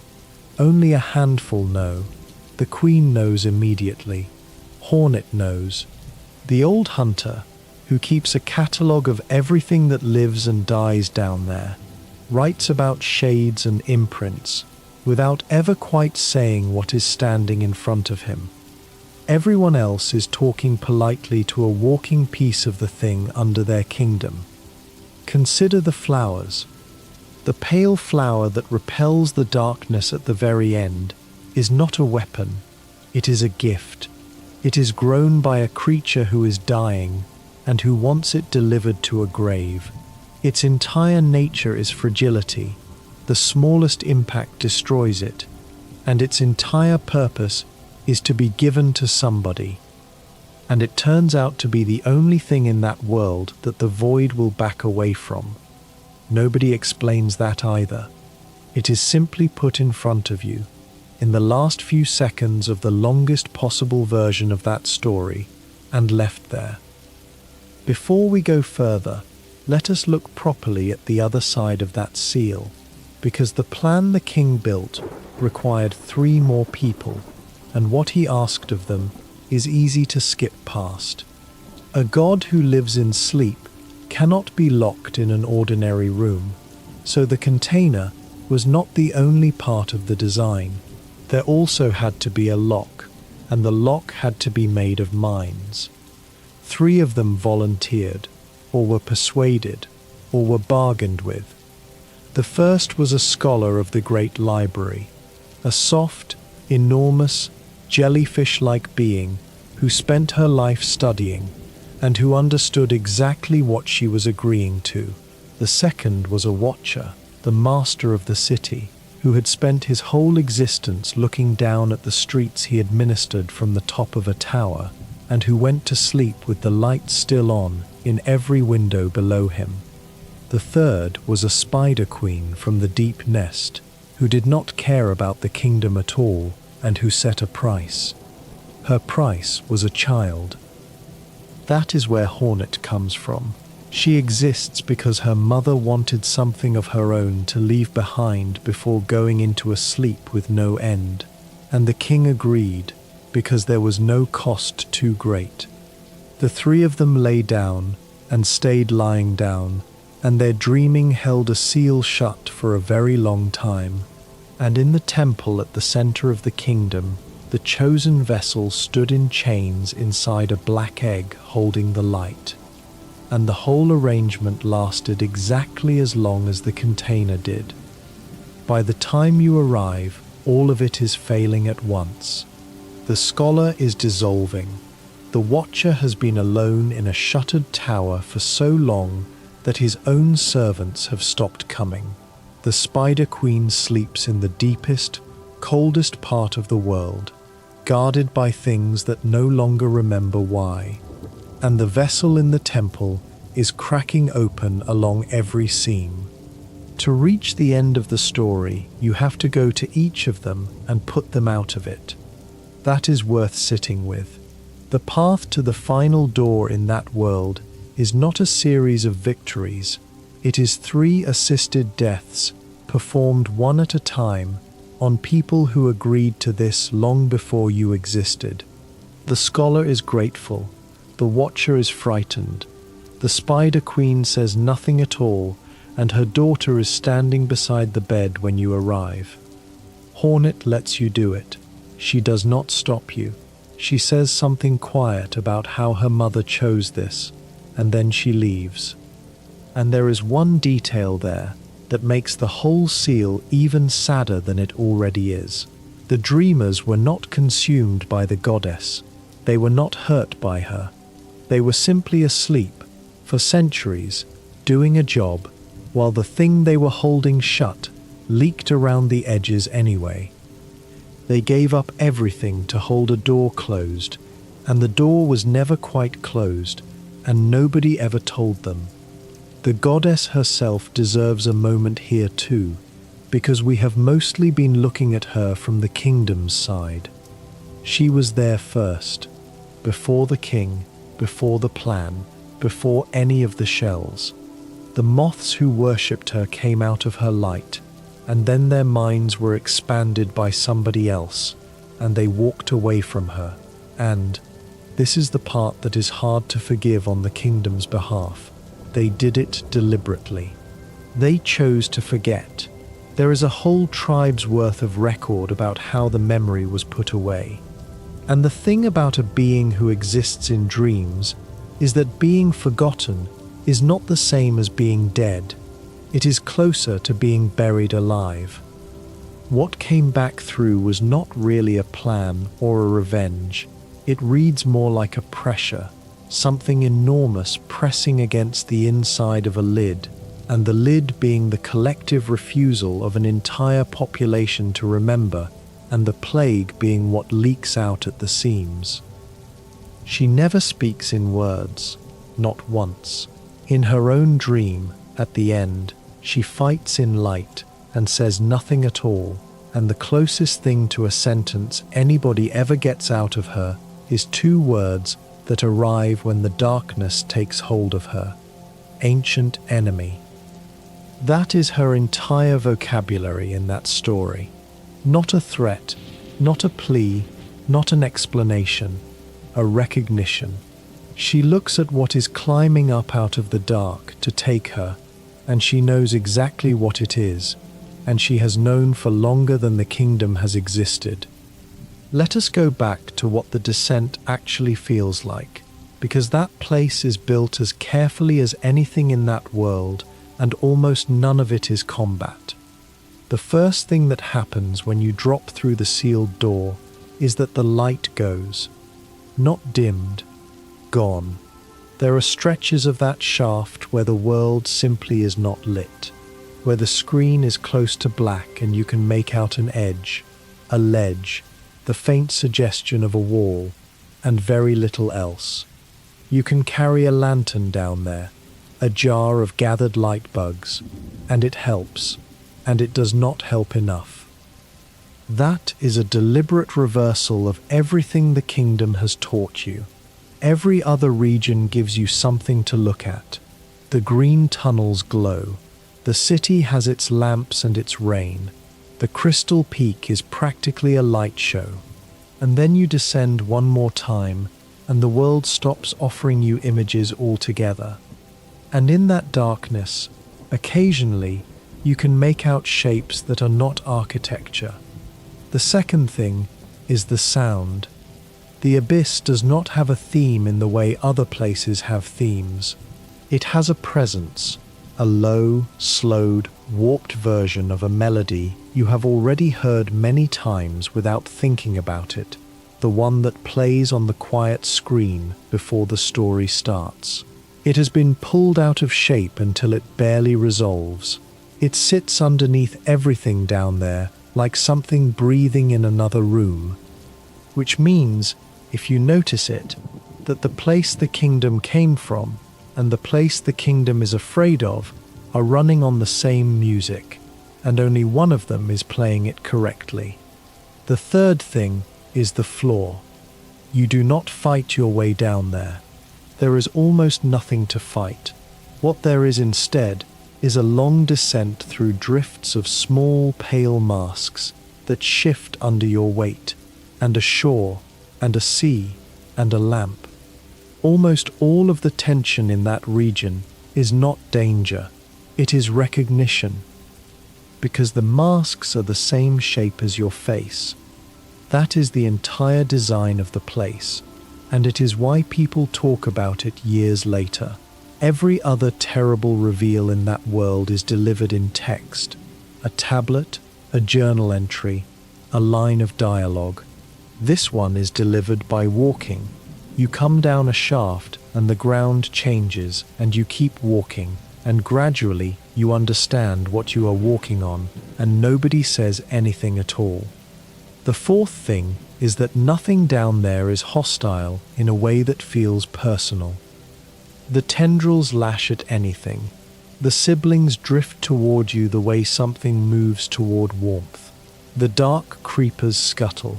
Nothing pursues you with intent. There is nothing waiting at the bottom of the abyss to be fought. No arena, no swell of music, no guardian of the pit. That absence is the point. and it is unusual for a world built almost entirely out of jewels. You go to the lowest, oldest, most significant place in that kingdom, the room everything came out of, and there is nobody there to fight. There is only a very old sea, a lamp somebody built, a room full of screaming faces that give you a spell, a sealed chamber with something enormous breathing in it, and a black egg at the bottom that shows you your own reflection. And then you climb back out and go up through the whole kingdom again, past every place you have already been, carrying the thing you found, and none of it looks the same afterwards. That, more than any single tablet, is why that place has the reputation it has. It is a horror sequence with no monster in it. The horror is the inventory. There is a blade in that world that does not cut, and it matters more to this story than the one that does. It is made from a memory. High in the resting grounds, above the city, there is a tribe's burial place, and one very old moth still sitting in it, the last of the ones who used to worship the light. She gives you a nail that does not damage anything. What it does instead is read. Swing it at almost anything in that kingdom, and you hear the top layer of its mind, the living, the mad, the dying, statues, corpses, gods on thrones, even the enormous fungal things that cannot speak turn out to be thinking something, usually about the damp. What comes back is rarely a sentence. It is fragments, arriving with long pauses in them, and reading a whole region that way is like listening to a room full of people talk in their sleep. And that blade is the reason we know anything about the darkness at all. Because when you take it down into the abyss, most of what is there refuses it. The tendrils cannot be read. There is nothing to hear in them. The siblings cannot be read either. You would think, of all the things in that world, that the ones who are fragments of a lingering will would have something to say, and they do not. The blade passes through them and returns nothing. But a few of the shapes down there do answer, barely, and what they manage is the most eloquent stammering in the whole world. Serve, one of them says, and stops. Void, power. Without unity, says another, with long silences between the words. That is the entire recorded testimony of the oldest thing in that kingdom. 3 words and a fragment, said by lumps of dark that can barely hold a thought long enough to finish it. The blade also opens a second world, and that second world is where the real story happens. Behind sleep, there is a realm, the same one the goddess of light has been trapped in since she was forgotten. It has its own currency, a pale drifting essence gathered from dreams and memories and old griefs, and it has its own geography.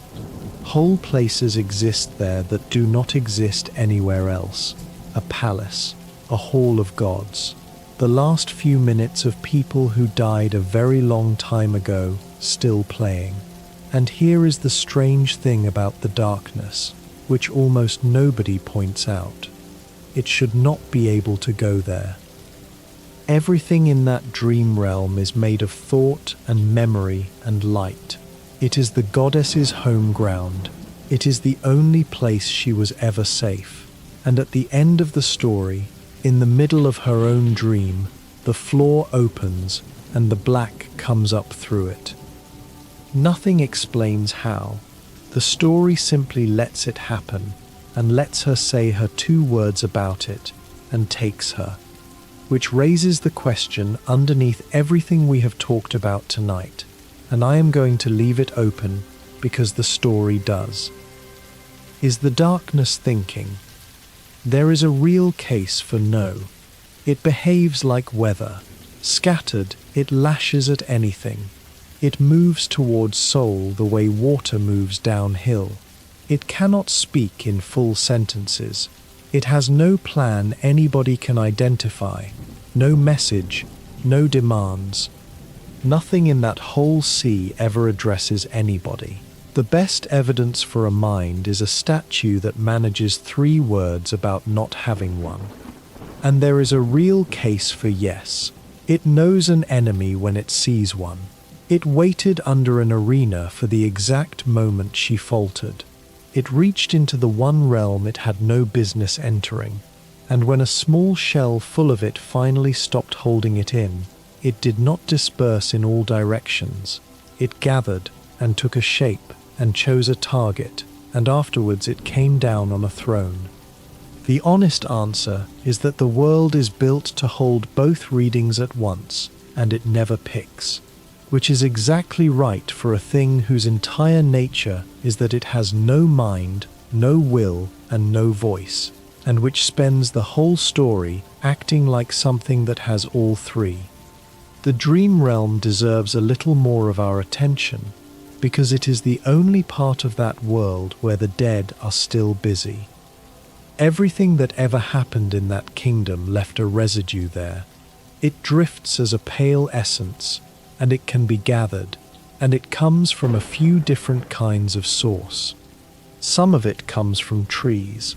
There are old stumps and hollows in odd corners of the map that will show you a fight if you touch them with the reading blade.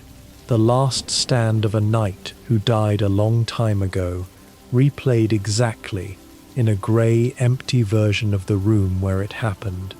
You fight a memory of somebody who has been gone for centuries, and when it is over, the memory disperses, and there is nothing there but a stump again.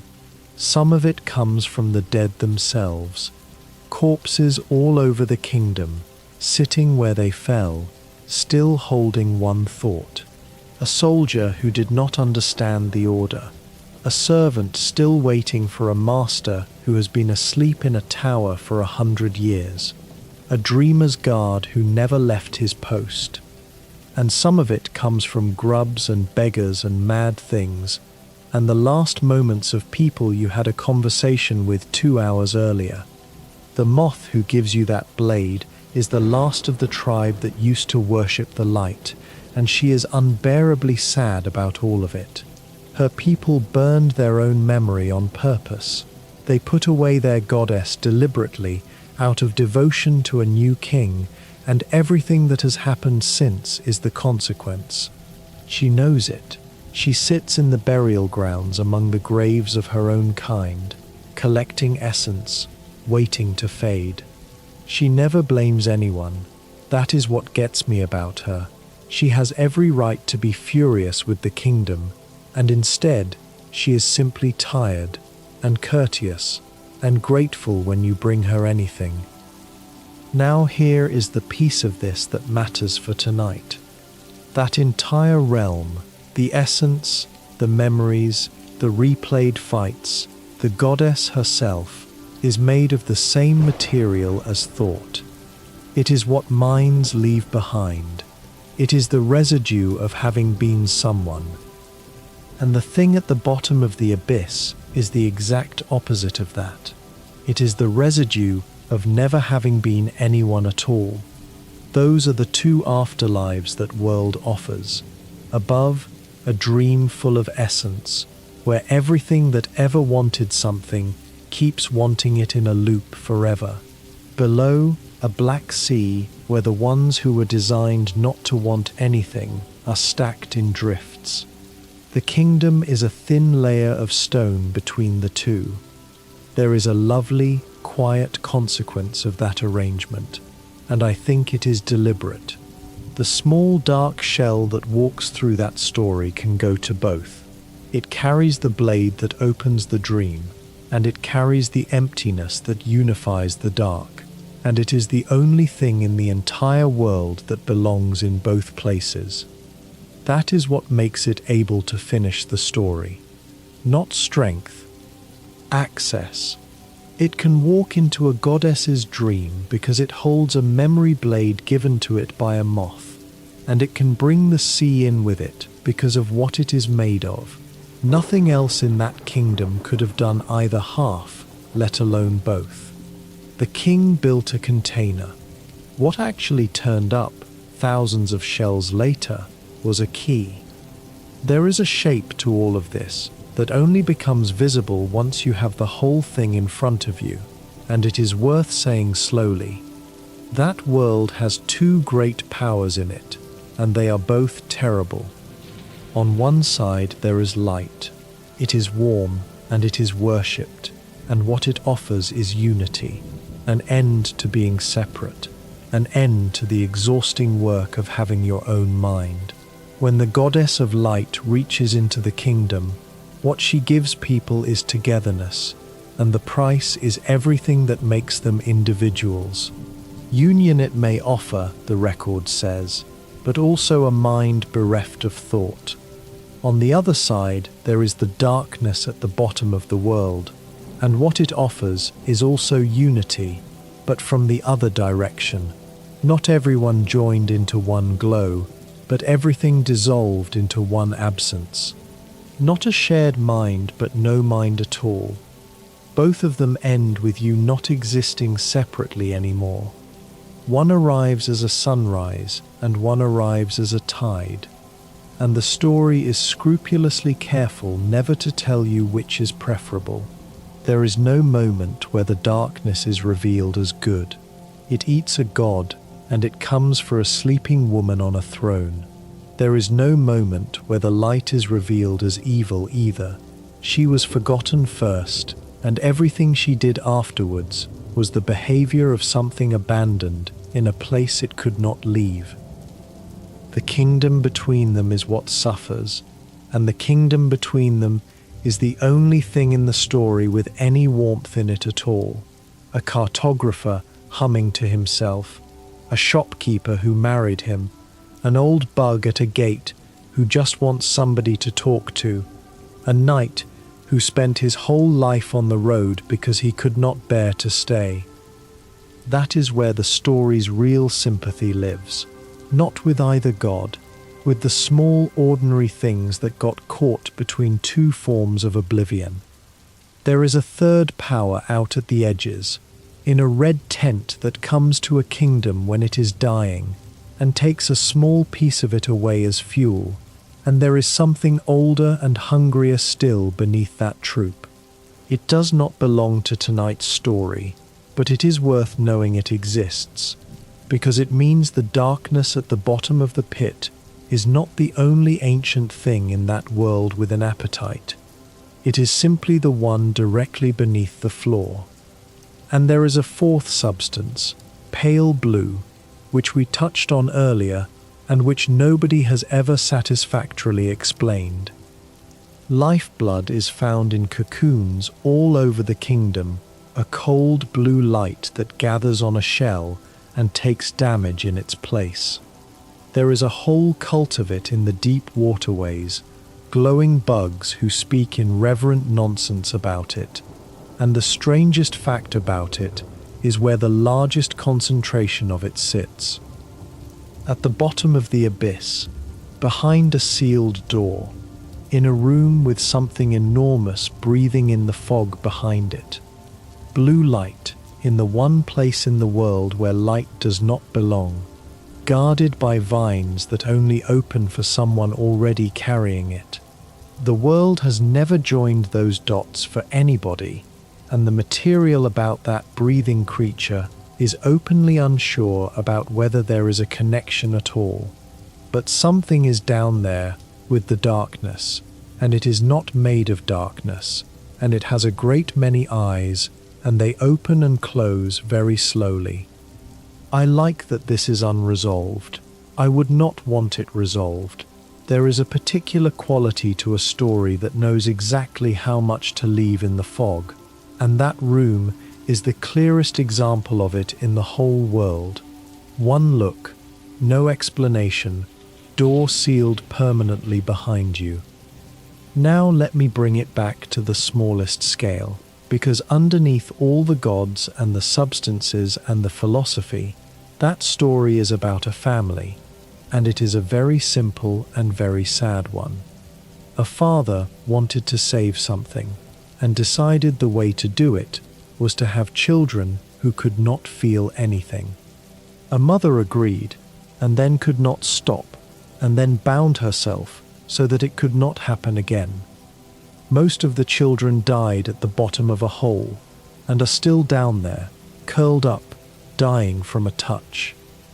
One of them was raised and loved, or close enough to loved that it ruined him, and he spent the rest of his existence chained in the dark, holding a god inside a body that was coming apart, hitting himself when he had the strength to. One of them was born outside all of it, to a different mother, and grew up armed and furious, and is the only one who ever tried to stop any of it while it was happening. And one of them walked out, and wandered somewhere for a long time, and came back, and the entire journey through that ruined kingdom is that one going back down to the room it was made in, to gather up everything that was left of the others.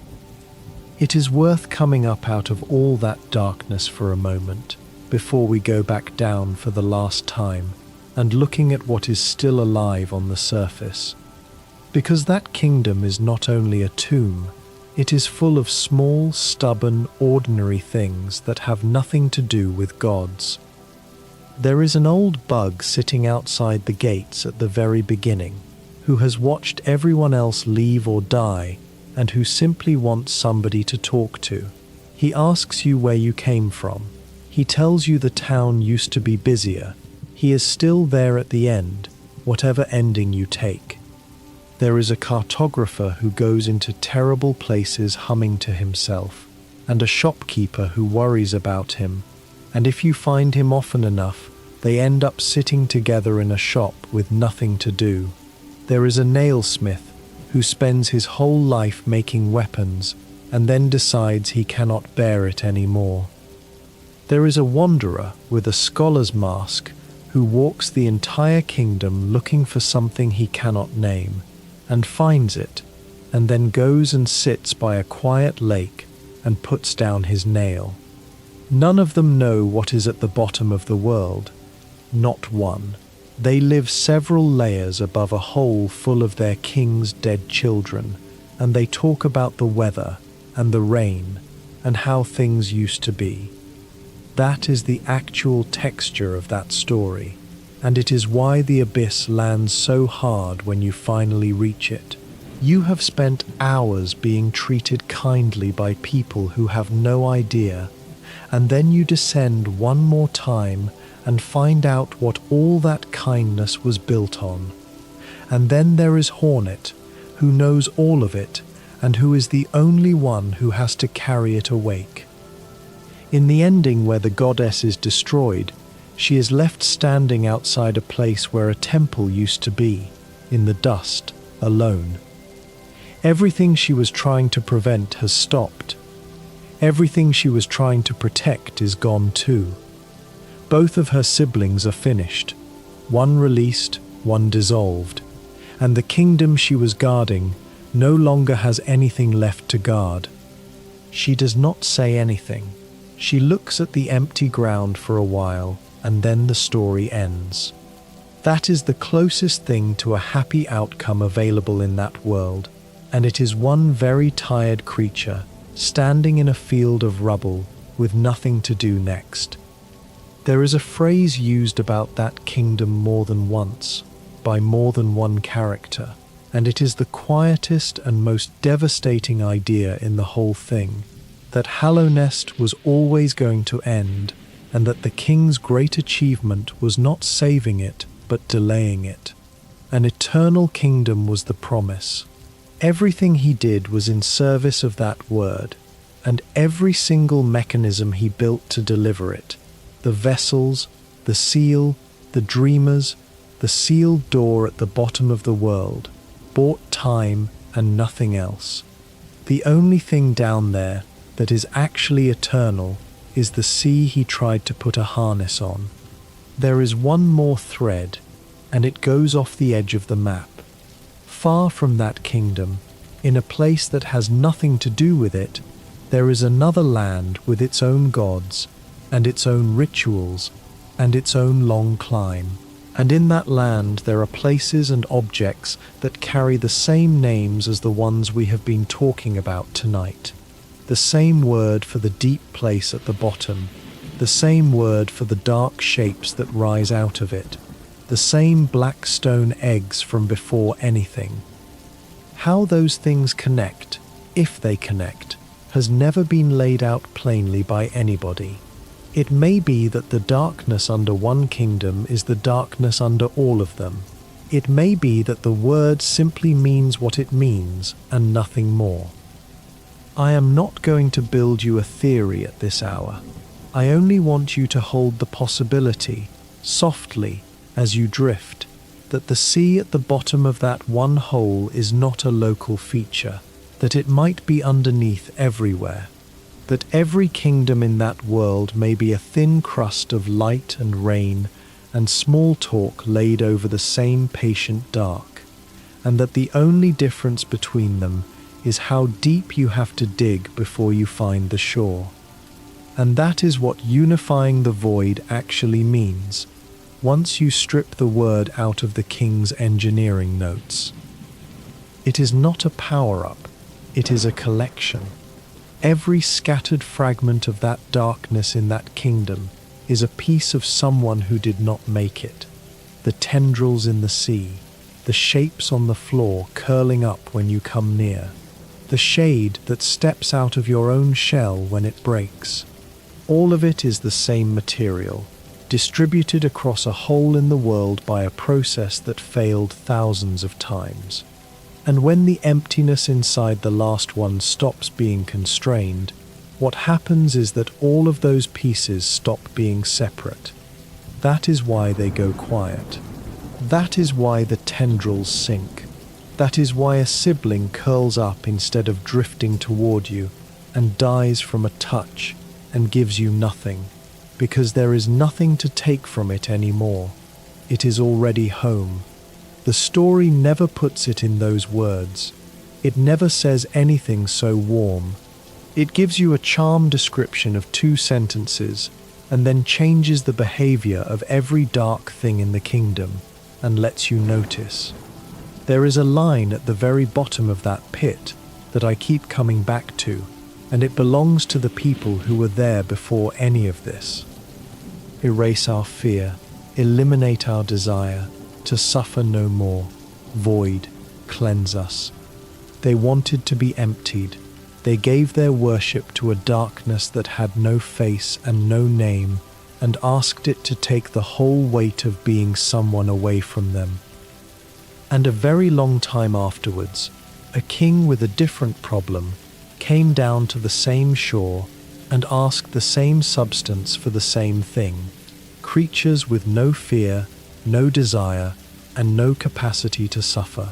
He was not praying, he was drafting a specification, but it is word for word the same request. The difference is that the ancient ones were asking for themselves. He asked for it on behalf of children who had not been made yet. And the story's answer to both of them is the floor of that chasm.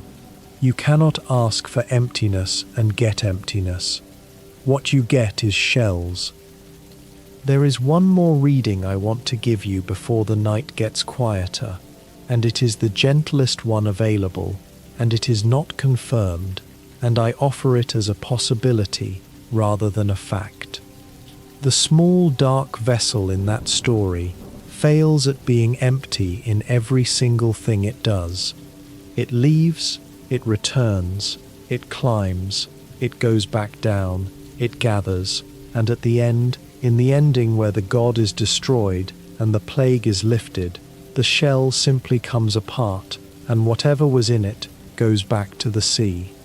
One way to read that is annihilation. The vessel is finished and dissolves, and there is nothing left. Another way to read it, and the story allows it and never closes it off, is that the last thing that Small Shell ever did was go back down to the bottom of the world and stay there with the rest of its family. Nobody is left alone on that floor at the end of that version. That is all. The pit is not empty, and it is not screaming. It is just full and quiet and finally in one piece. Take whichever of those you like into sleep with you. The story will hold both. So let us go down one more time, slowly, and this time only to look.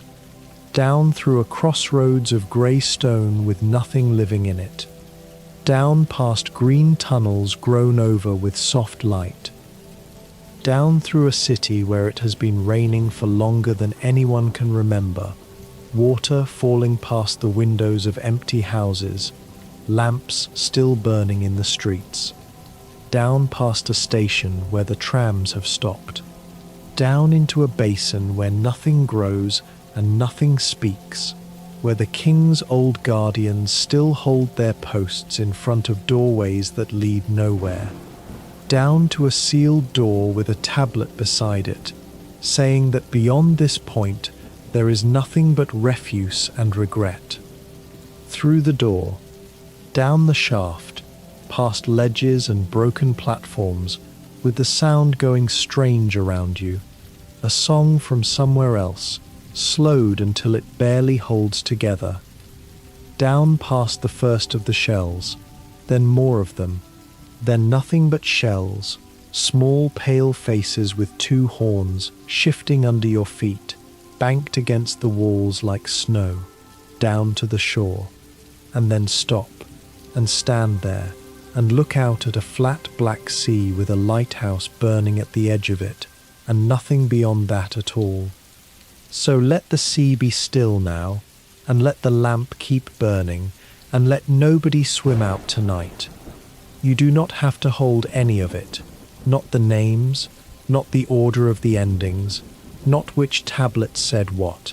It will all be there in the morning if you want it, and if you do not, that is fine too. Nothing here needs remembering. Let your shoulders drop a little further than they already have. Let your hands go loose. Let the small muscles around your eyes stop working, the ones that have been holding on all day without being asked. Notice how heavy your arms have become. That is allowed. Let them be that heavy. Notice how far away your feet feel. Let them stay there. Somewhere above all of this there is a town at the edge of a cliff with one old bug still sitting outside it, watching the wind, waiting for somebody to say hello. Below that there are grey crossroads where nothing moves. Below that, green tunnels breathing slowly in their own soft light. Below that, a city where it is always raining, and the rain falls past every window, and the lamps are still lit in streets where nobody walks. Below that, a station where the trams have stopped, and a basin where nothing grows, and a sealed door with a tablet beside it that nobody reads anymore. And below that, the shore. Black sand, black stone, a flat dark sea with no far side, and a lighthouse standing at the edge of it, still burning, tended by no one, guiding nothing home. Let it burn. It does not need you tonight. Let the tendrils stay under the surface. Let them be still and unbothered, and not sharpen into anything. Let the small pale shapes on the floor stay curled where they are, sleeping, all of them, in one piece, with no one left to climb away from them. Let the black egg at the bottom sit quietly in its water and hold nobody's reflection. Let the enormous thing behind the sealed door go on breathing, slowly, in the fog, with all of its eyes closed. Breathe out. Notice how the room around you is doing the same thing, settling, cooling, going quiet the way a building goes quiet after everybody has gone home. Let your breathing go long and low, in and out, slower than that. There is a shaft in the dark and nothing falling down it. There is a shore in the dark and nothing walking on it. There is a sea in the dark and nothing moving under it. And none of it is coming anywhere near you. Think, if you like, about the very oldest thing in that story. Not the king, not the goddess, not the plague. The people who lived down there first, before any of it, and knelt in front of an absence and asked to be relieved of their fear and their wanting and their suffering. They asked for the wrong thing. You cannot be emptied and still be there afterwards. But there is a smaller, gentler version of what they wanted, and it is available to you right now, and it lasts about 8 hours. You do not have to solve anything tonight. You do not have to want anything tonight. Nothing is asked of you until morning. Let the fear go first. Whatever it was today, set it on the floor beside the bed. Then the wanting. All the small unfinished things. They will still be unfinished tomorrow, and that is fine. Then the effort, the holding on, the part of you that has been quietly bracing since you woke up. Let all 3 of them sink, slowly, the way something heavy sinks into deep water, down past the lamplight, down past the shore, down and down, until you cannot see them anymore, and they are not yours to carry. There is a lighthouse burning at the edge of a sea that has no other side. There is a floor of small pale faces, and they are all resting.